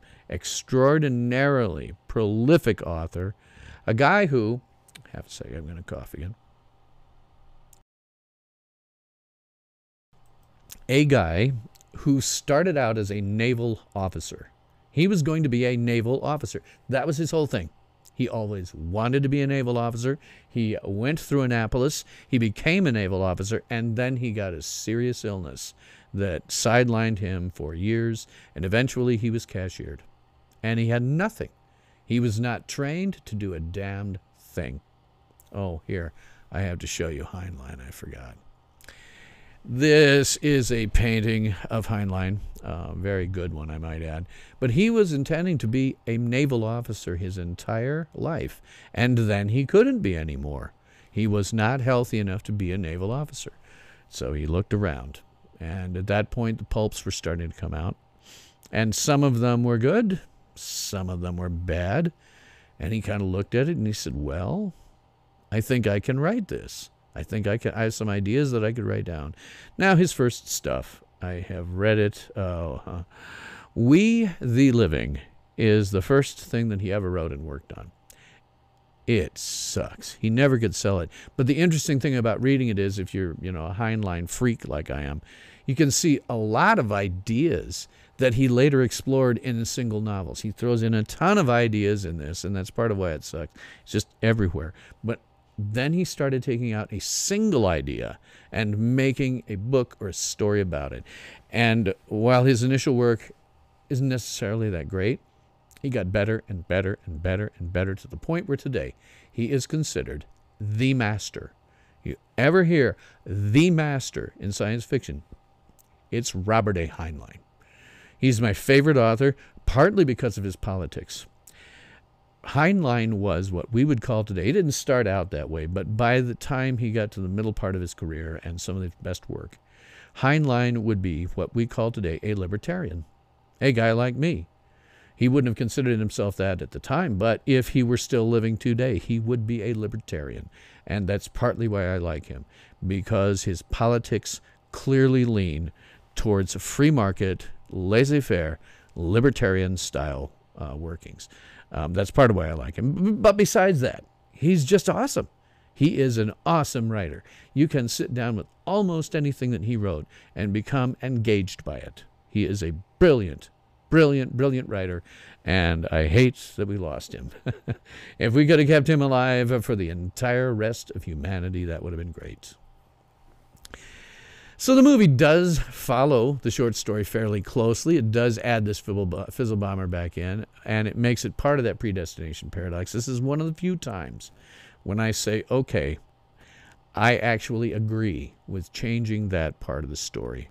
Making it that means that we literally have a character who creates himself, creates the circumstances under which he became himself, and then eventually kills himself, creates his own life all the way through, engineers his whole life all the way through, and then eventually kills himself.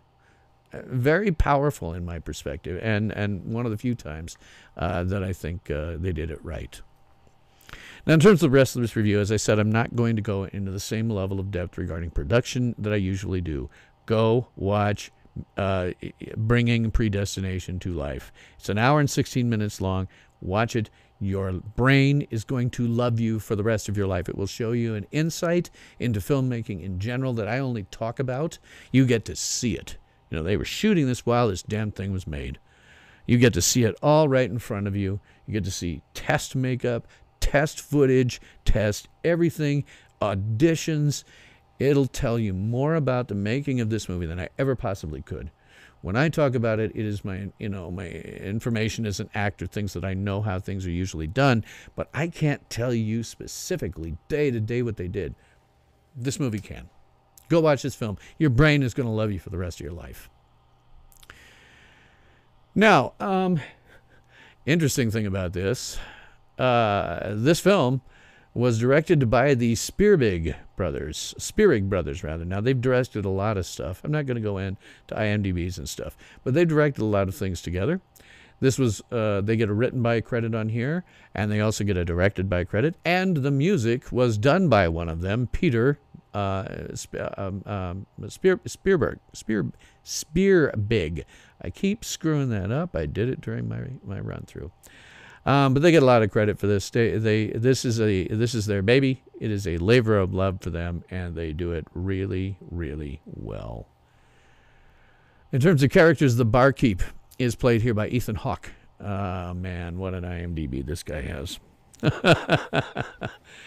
His IMDb goes 1985 to 2018 with 77 acting credits, which means he is a worker.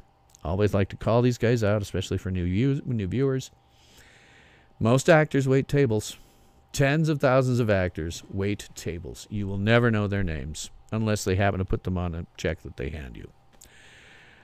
When you get somebody who like this, who's got a decent number of credits between 85 to 2018, he's working pretty consistently. He is a worker.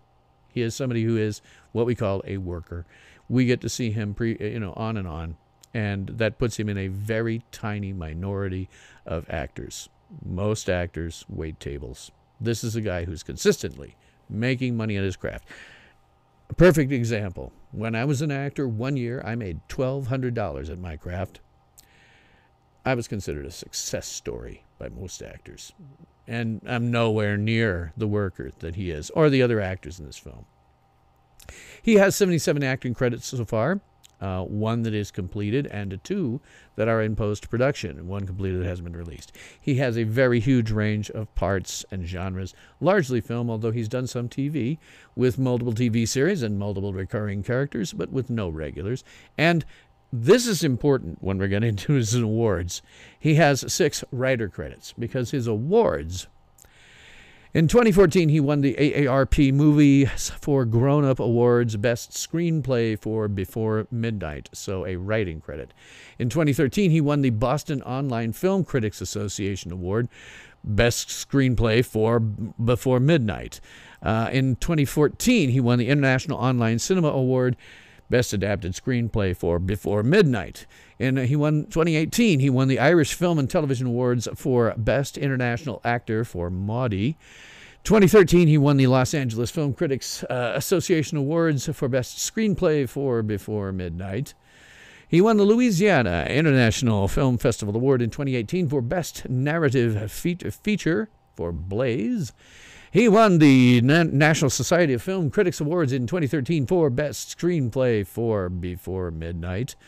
He won the San Diego Film Critics Association Award for Best Adapted Screenplay for Before Midnight. He won the Sebastian International Film Festival Awards in 2016.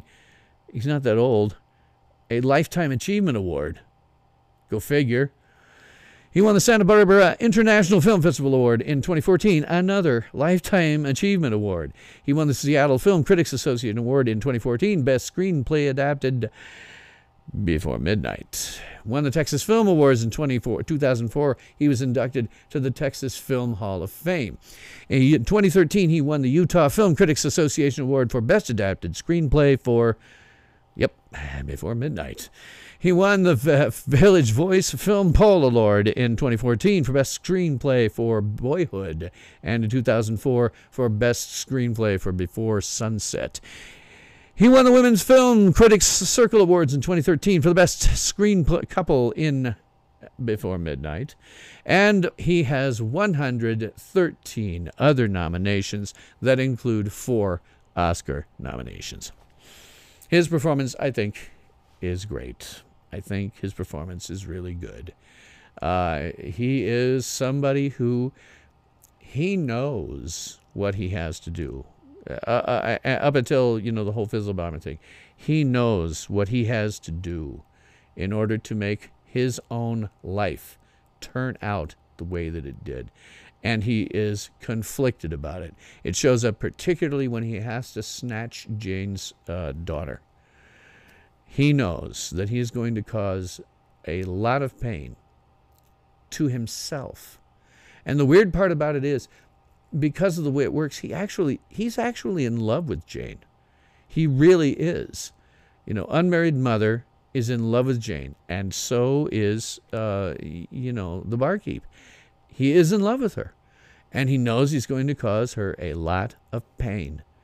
And he is conflicted about it, but he knows he has to do it. Otherwise, his own life does not happen. And even at the end, with the Fizzle-Bomber, they're still in love with each other. It's a weird thing to say because, Unmarried Mother and Jane makes a certain level of sense from, a sexual perspective. It's heterosexual.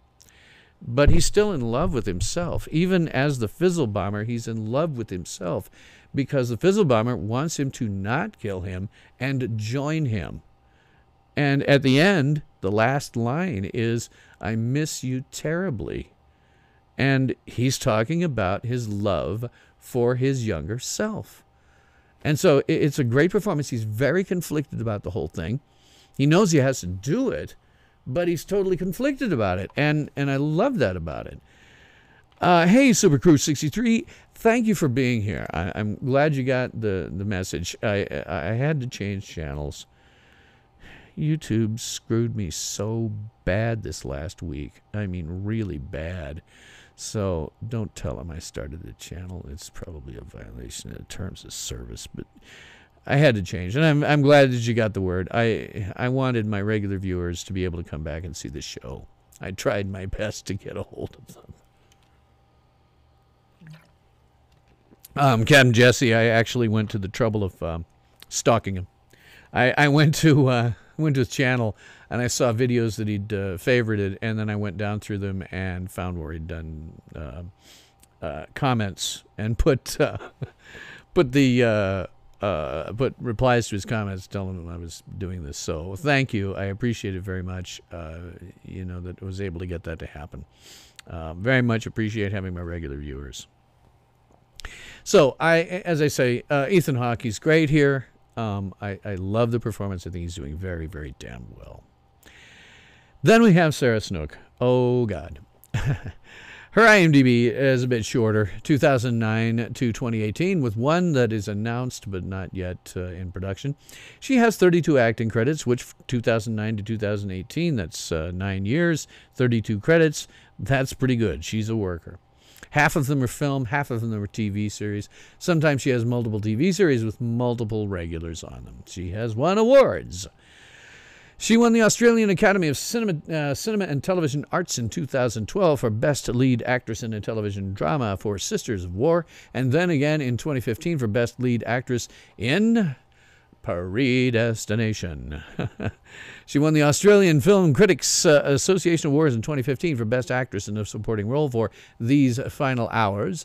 The Film Critics Circle of Australia Awards in 2013 for Best Actress for Not Suitable for Children.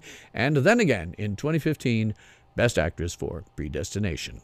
Larry says, in this film, Ethan Hawke looks very much like Matt Dillon, in my opinion. Yeah, he kind of does. He kind of does. He's got the rugged look for him. Yeah, he kind of does. Sarah Snook also won the New Renaissance Film Festival Award in 2017 for Best International Actress for The Raisins, and she has 9 other nominations. Her performance is really, really good, and it's because of body language. Someone told her, or perhaps she knew, that posture... Oh, let me get Sarah Snook's pick up here. Somebody told her, or she knew, that posture was something that was drilled into you at that time period. That was the case all the way through to the late 1970s, and maybe into the 1980s. In school, when I was in school, we used to have, and I don't have one, I couldn't even find pictures of them. Everybody had them in classrooms. These little wicker baskets, about this big around, about this high. You put them on your head, and you would walk around single file in the classroom until you could walk without that thing falling off your head. Now, I've lost that. It's been so long since I had to deal with it that I've lost it. I do try to do, for purposes of doing performance in this, and also in real life because it helps. I try to do what's called Alexandering up. It's a technique that I learned as an actor. You imagine that there is a string that goes up your spine, and you let your head move up with that spring and let your body follow. It's as if something is pulling you straight up into the atmosphere, out into space.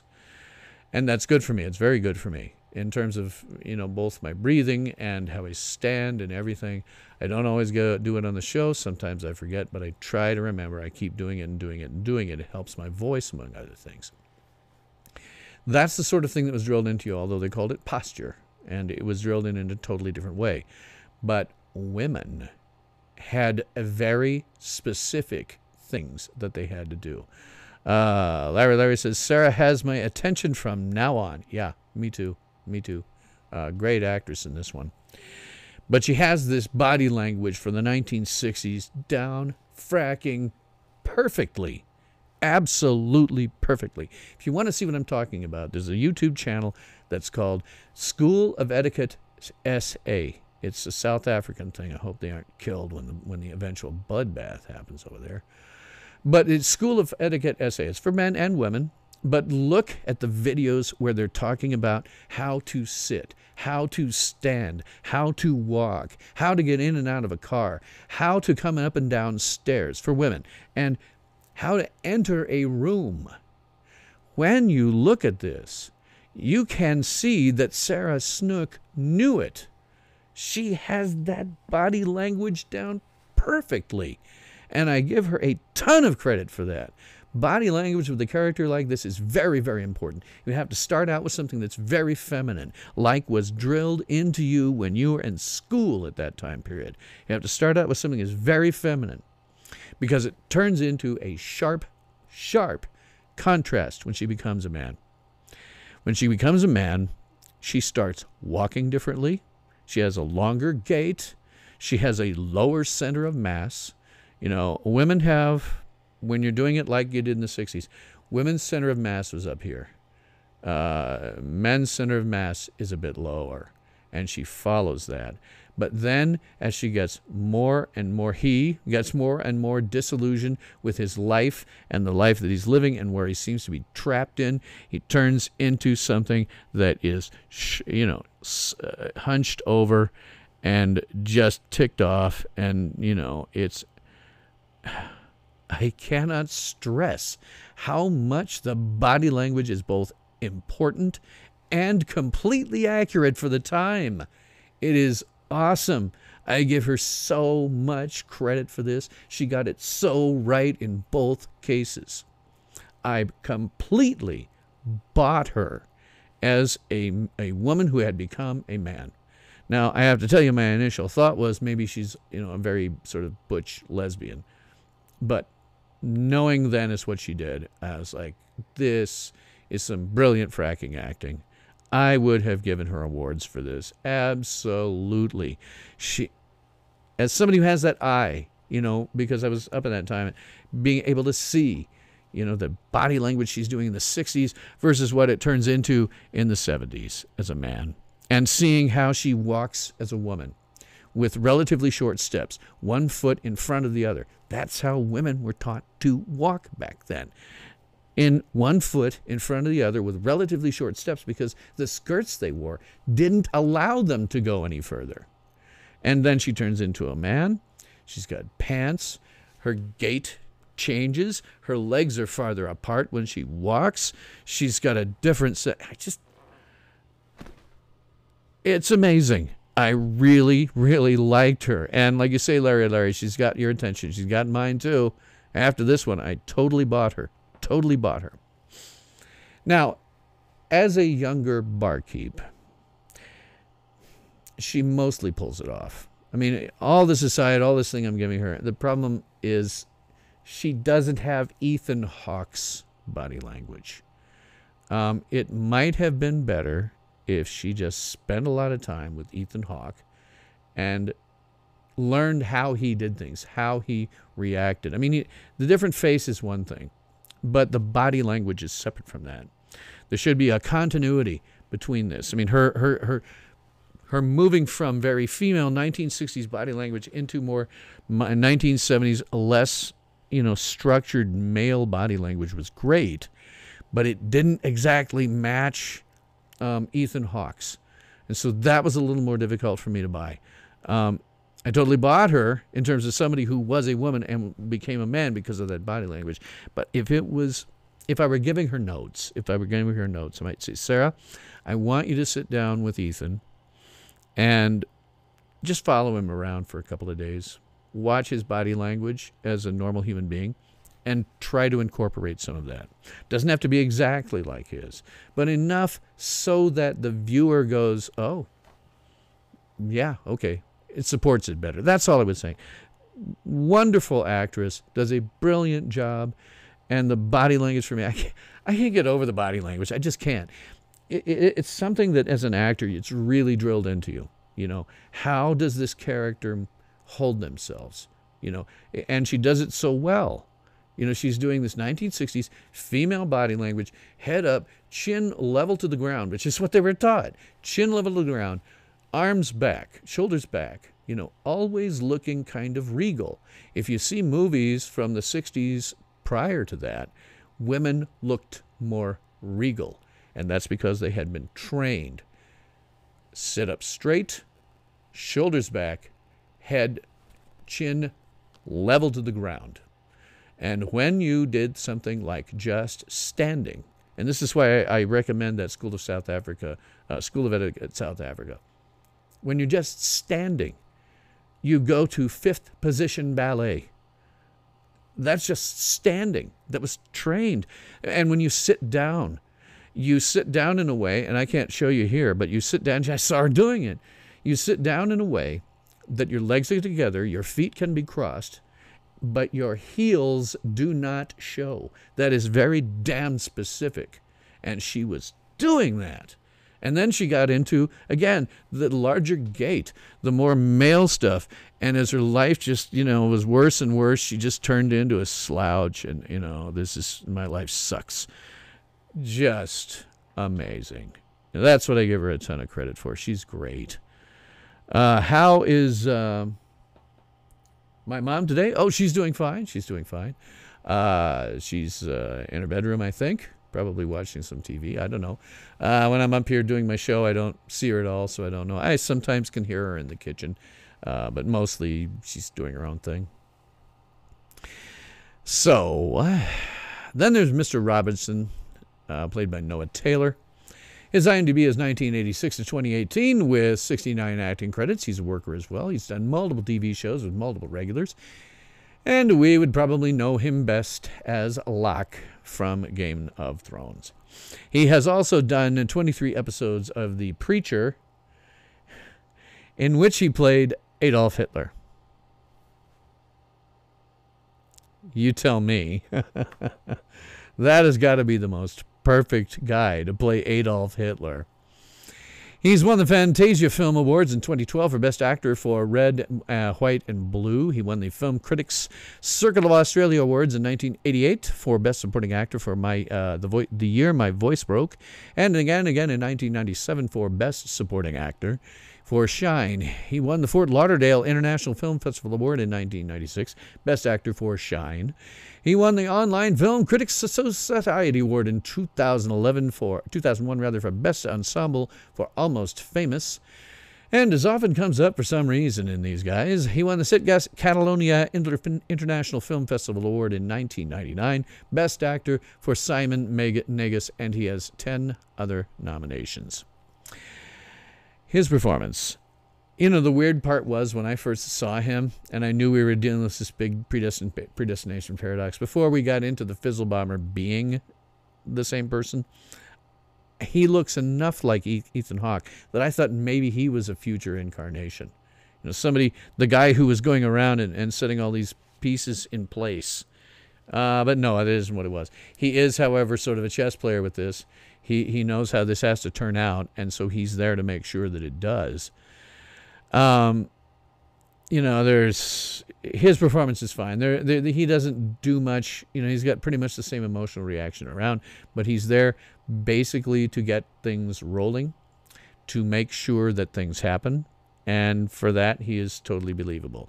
He is a guy who, from his performance, he seems like he has sympathy for the whole thing, but he knows this has to happen. If it doesn't happen this way, he says so, it's going to cause huge problems. If it doesn't go down the way that it has always gone down, the way that it must go down, it's going to likely cause the deaths of untold numbers of people. Now, in terms of the production, let's see if I have the right poster up here. In terms of the production here, I'm not even going to try. I'm not even going to try. Watch Bringing Predestination to Life. It does the whole production aspect much, much better than I ever could. Much more depth, and it is an amazing, amazing making of film. Go watch it. I do have some opinions about it, just as an audience member. There is a lot to talk about here in terms of production. It has excellent direction and cinematography, and if you watch the making of movie, Bringing Predestination to Life, you discover that this was a true collaboration between the cinematographer and the directors. It was wonderful. You can see where the director said, you know, we'd like to get this. And the cinematographer said, well, that's great, but what if we did this other thing slightly differently that might work better? And the directors went, oh, yeah, that'd be perfect. Again, these people had worked with each other on other films prior to this one. They knew each other going in, and they knew what their strengths and weaknesses were and how to get the best out of them. They shot this film in 6 weeks, and that's pretty amazing today. You know, 6 weeks to shoot a film like this, and they got it. It had excellent production design. Again, watch the thing. You know, you can see where they've done some location shooting. You can see where they have added in some CGI to make it look more like where they're supposed to look like. They built that entire bar. That bar is 100% practical. They built it. And it was again a collaboration. The production designer and the cinematographer were collaborating. The production designer, while he had a crew of people working with him, it was much more a collaboration, you know, and that's wonderful to see. If you can have, you know, somebody who's building some part of the set and says, hey, why don't we put this thing over here as an Easter egg? And by the way, there's Easter eggs all over the place.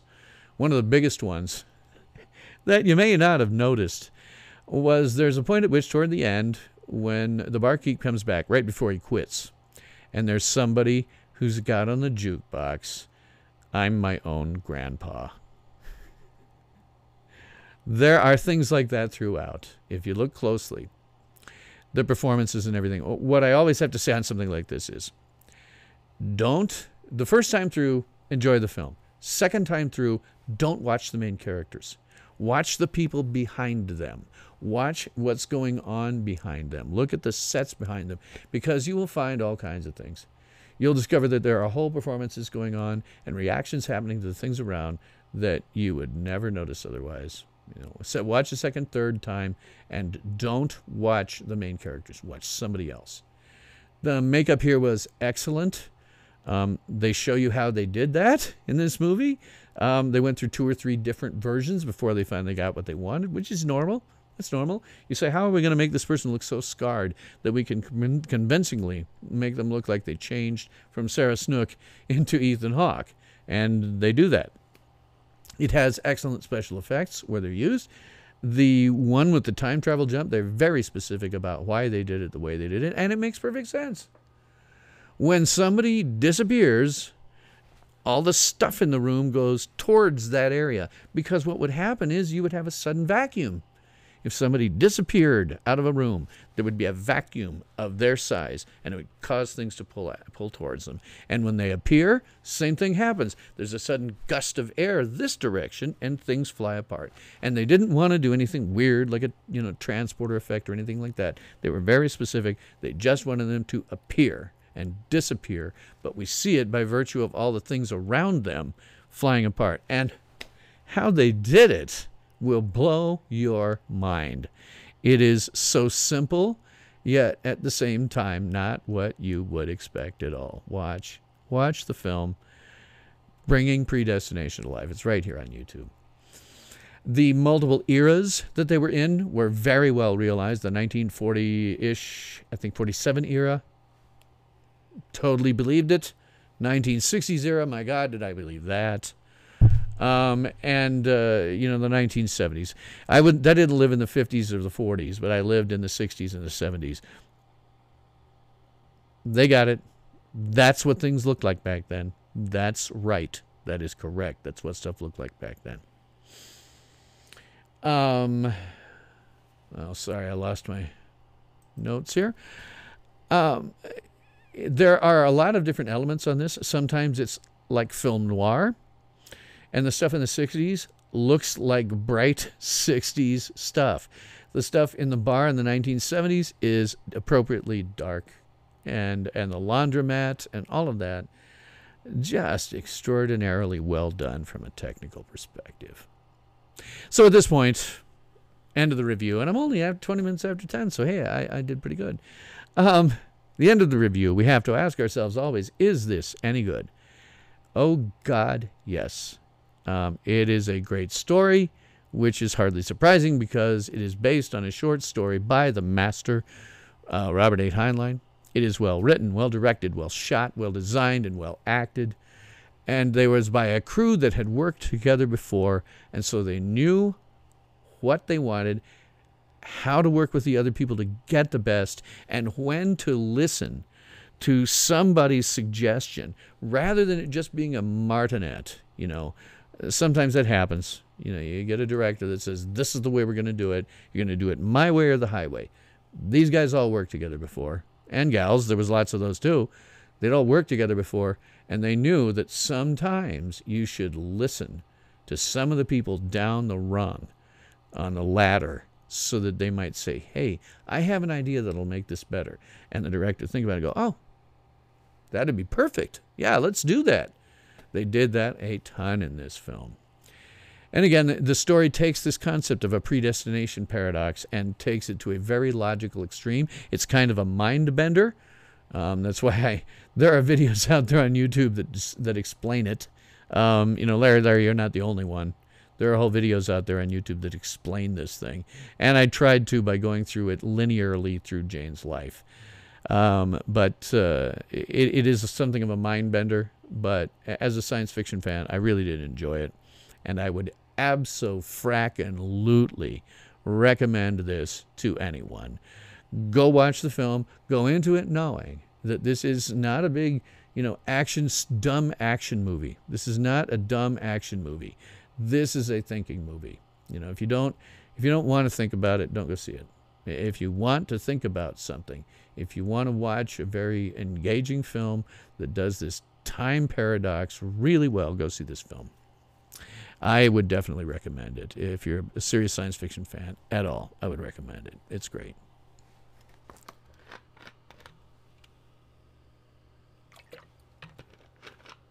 So, as you'll notice, my descriptions are a lot shorter.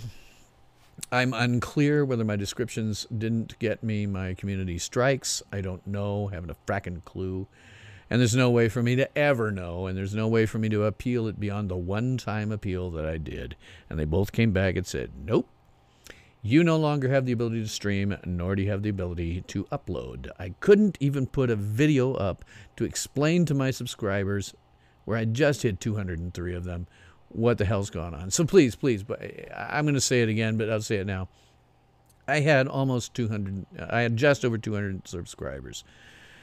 If you can find anybody who might want to sub to me, please do. I want to get to 100 because my URL for this channel sucks.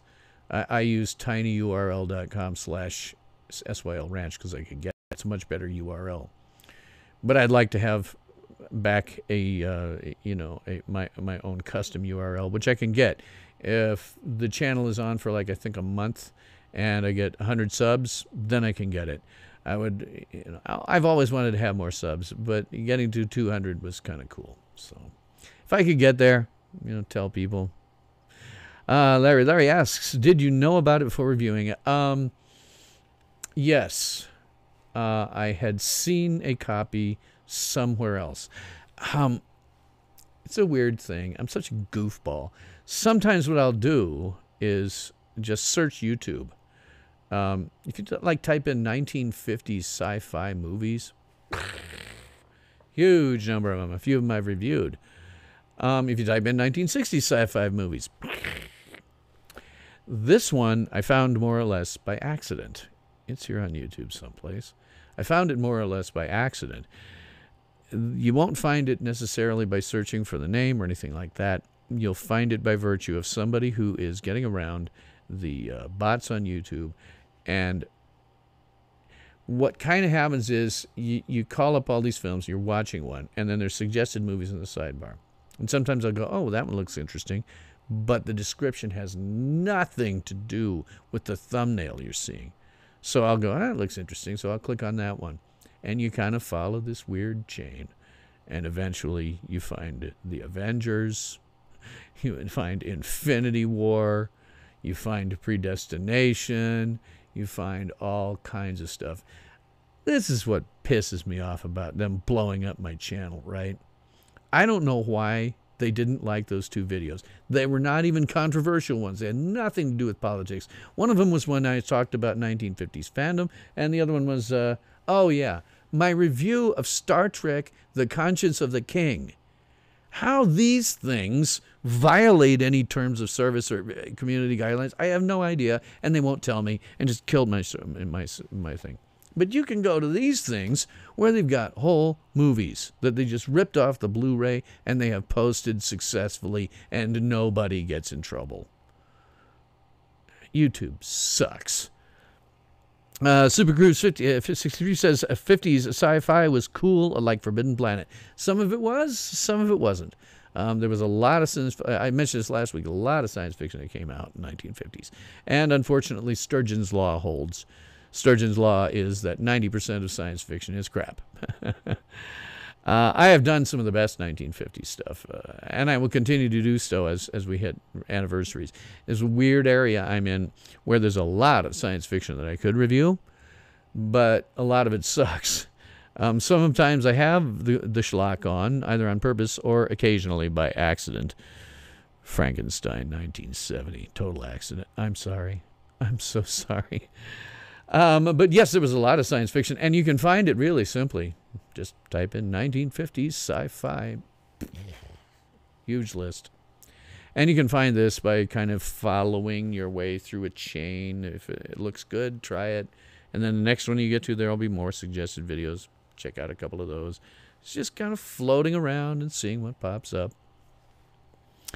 So, that all said, I'm going to see what my congestion says here. Let me know if you guys are seeing any buffering or dropped frames. I never know whether my control panel is lying to me or not. There's a control panel on YouTube that you can watch, and it was telling me I wasn't getting anything out. So, as I said at the top of the show, what I'm going to do is break this up. I'm actually going to start a second show. Sundays, as close as I can to being the first one to review it, I will be doing these mini reviews for Doctor Who as soon after the episode is possible. Let's see, Supercruise 63 says, what was that guy's name that did the stop motion stuff like Sinbad? Oh, Ray Harryhausen. Ray Harryhausen. The go-to name in that sort of thing for many, many years. Anyway, as I said, I'm going to break this out into two shows. The one that's going to be on Sundays is going to be a mini review. I'm not going to go into the same depth. It'll be like the one I did tonight. And about a half hour, something like that. And then Monday I'll do a full review. When other shows come up, like the Orville, like Star Trek Discovery, I may do the same thing. Split them off so that the day that they air, I'm going to try to be the first guy.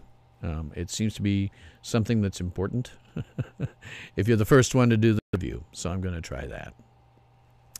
So a little bit of ad copy. Hang on, I've got a frog in my throat right now that'll interfere.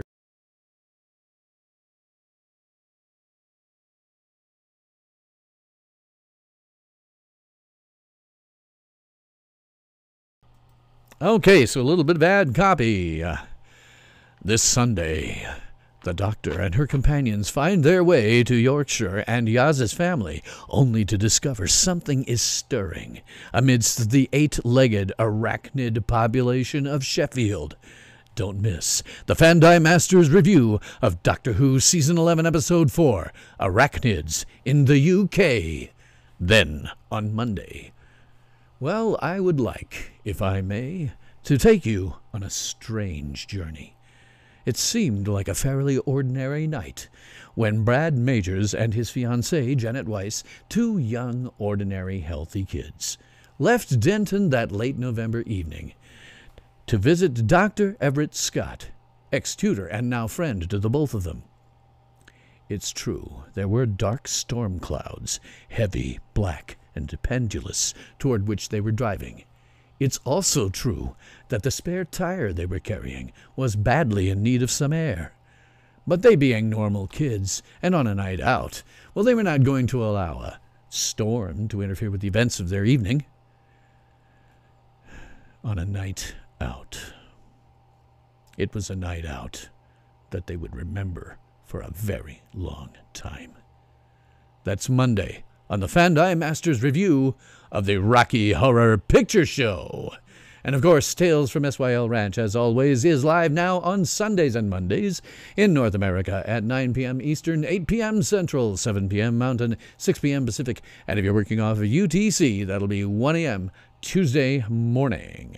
And as you may have noticed, I actually did the first introduction part of the narrator of the criminologist from Rocky Horror Picture Show. If anybody in the Lincoln, Nebraska area happens to ever be casting for that, please feel free to continue to consider that little bit of monologue my audition. I would like to do that part someday. So, upcoming reviews after next week when I have the Rocky Horror Picture Show. October 31st, and I have a trailer for this on my channel. I will be doing the War of the Worlds 1938 radio broadcast. I'll be having that in as a second audio track, and we can talk about things as we go along.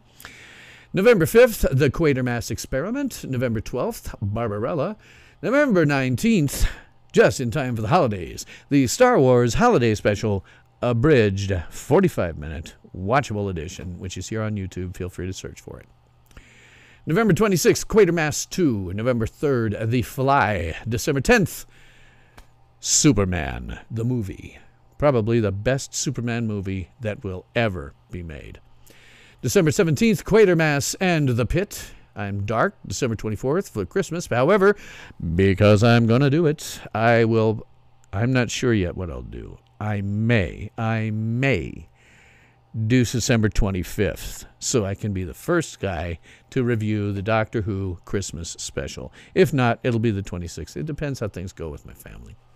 Then on December 31st, you got New Year's Eve with the Fandi Master from 8 p.m. to midnight Central Time and possibly farther.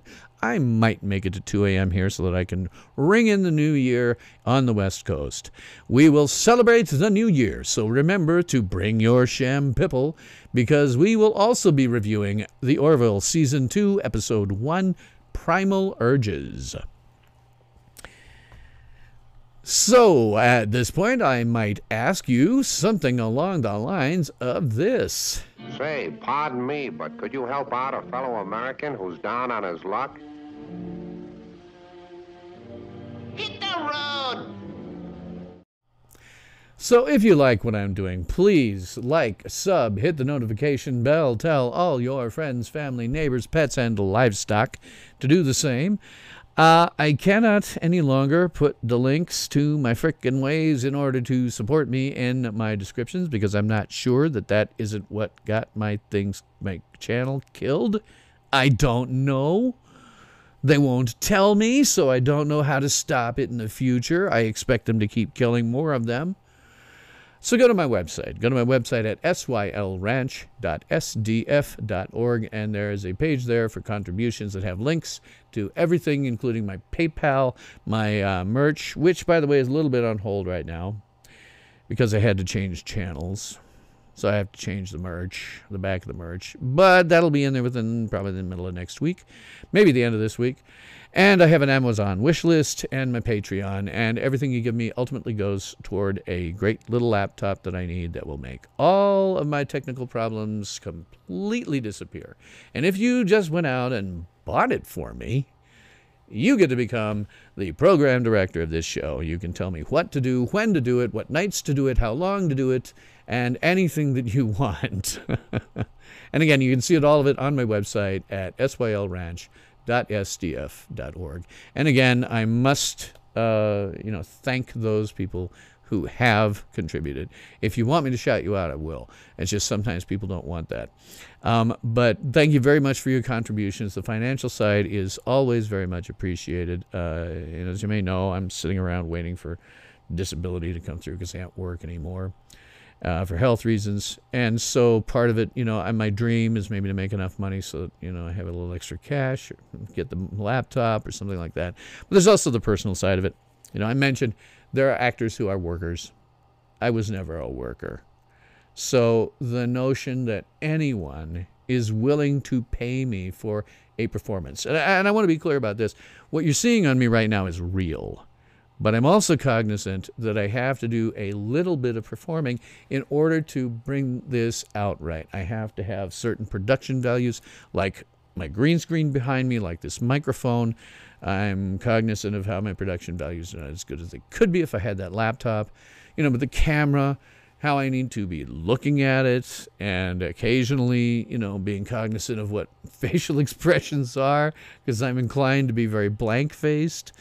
There is a bit of performance involved in this. It's not changing anything that I'm doing. It's all real, but there's a little bit of performance involved. So the fact that anybody would pay me for that is very personally gratifying to me as a former actor. So thank you, in the immortal words of Elvis Presley. Oh, thank you. Thank you very much. As I said, my merch is kind of on hold, but that'll be back probably by next week. So I would have to say thank you, Larry. I'm glad you enjoyed it. I had a lot of fun on this one myself. It's a lot more fun reviewing a good movie like this than reviewing something like Frankenstein 1970. I'm sorry. I continue to be sorry. I'm so sorry. Anyway, that would be all the time that we have today, boys and girls. So tune in again on Sunday for my mini review of Doctor Who, and then on Monday for my full review of the Rocky Horror Picture Show. Until then, this is Tales from SYL Ranch, the vlogcast that reminds you to always know where your towel is, and God knows I needed it this week. And I'm your host, Bill Stone.